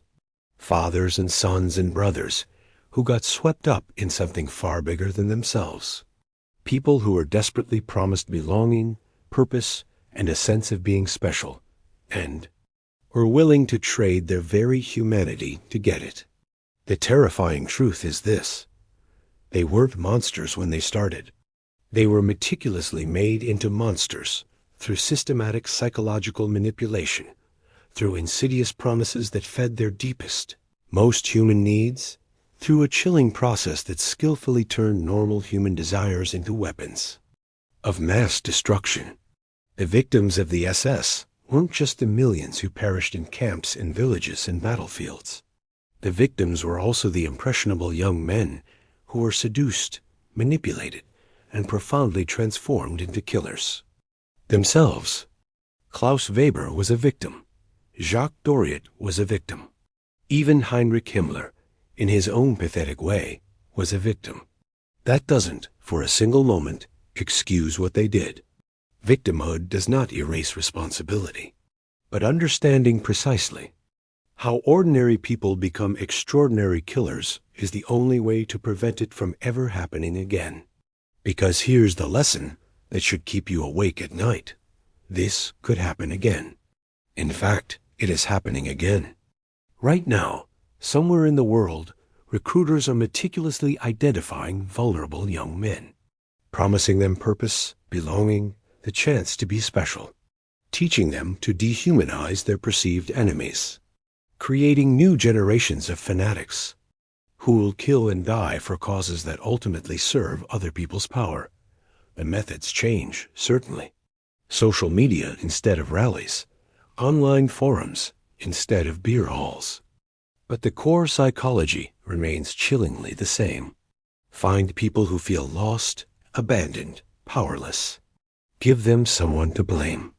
Promise them they're part of something historically important. Then, point them at your enemies and let them destroy themselves in service to your ambition. The most dangerous lie we tell ourselves is that we're different, that we're smarter, more moral, more resistant to manipulation than the people who joined the SS.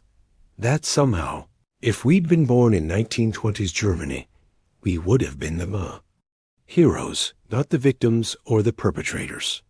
But the evidence suggests otherwise. Most people, under the right conditions, with the right pressures, will do terrible things. Will follow orders they know are wrong. Will rationalize cruelty as necessity. Will trade their conscience for belonging. That's what the Waffen really were. A million-person case study in how ideology weaponizes human nature. How insidious promises of meaning and belonging can turn ordinary people into instruments of genocide. How the very human need to be special, to matter, to belong to something greater, can be twisted into the engine of mass murder. They were us. That's the terrifying truth. They were farmers and students and fathers and sons who got seduced by a promise of meaning, of belonging, of being special. And when we forget that, when we think we're different, when we think we're immune, that's when we become most vulnerable to our own night of long knives. The only defense against becoming them is remembering that we could. The only protection against manipulation is understanding how manipulation works. The only way to truly honor their victims is to unequivocally refuse to become their successors. Remember Jacques, leading out in Berlin, calling for his mother in French. Remember that he died believing he was a hero. And ask yourself, what promises would make you travel 1,000 miles to die for strangers who despise you? Because somewhere, someone is making those very promises right now. And they're looking for people just like you.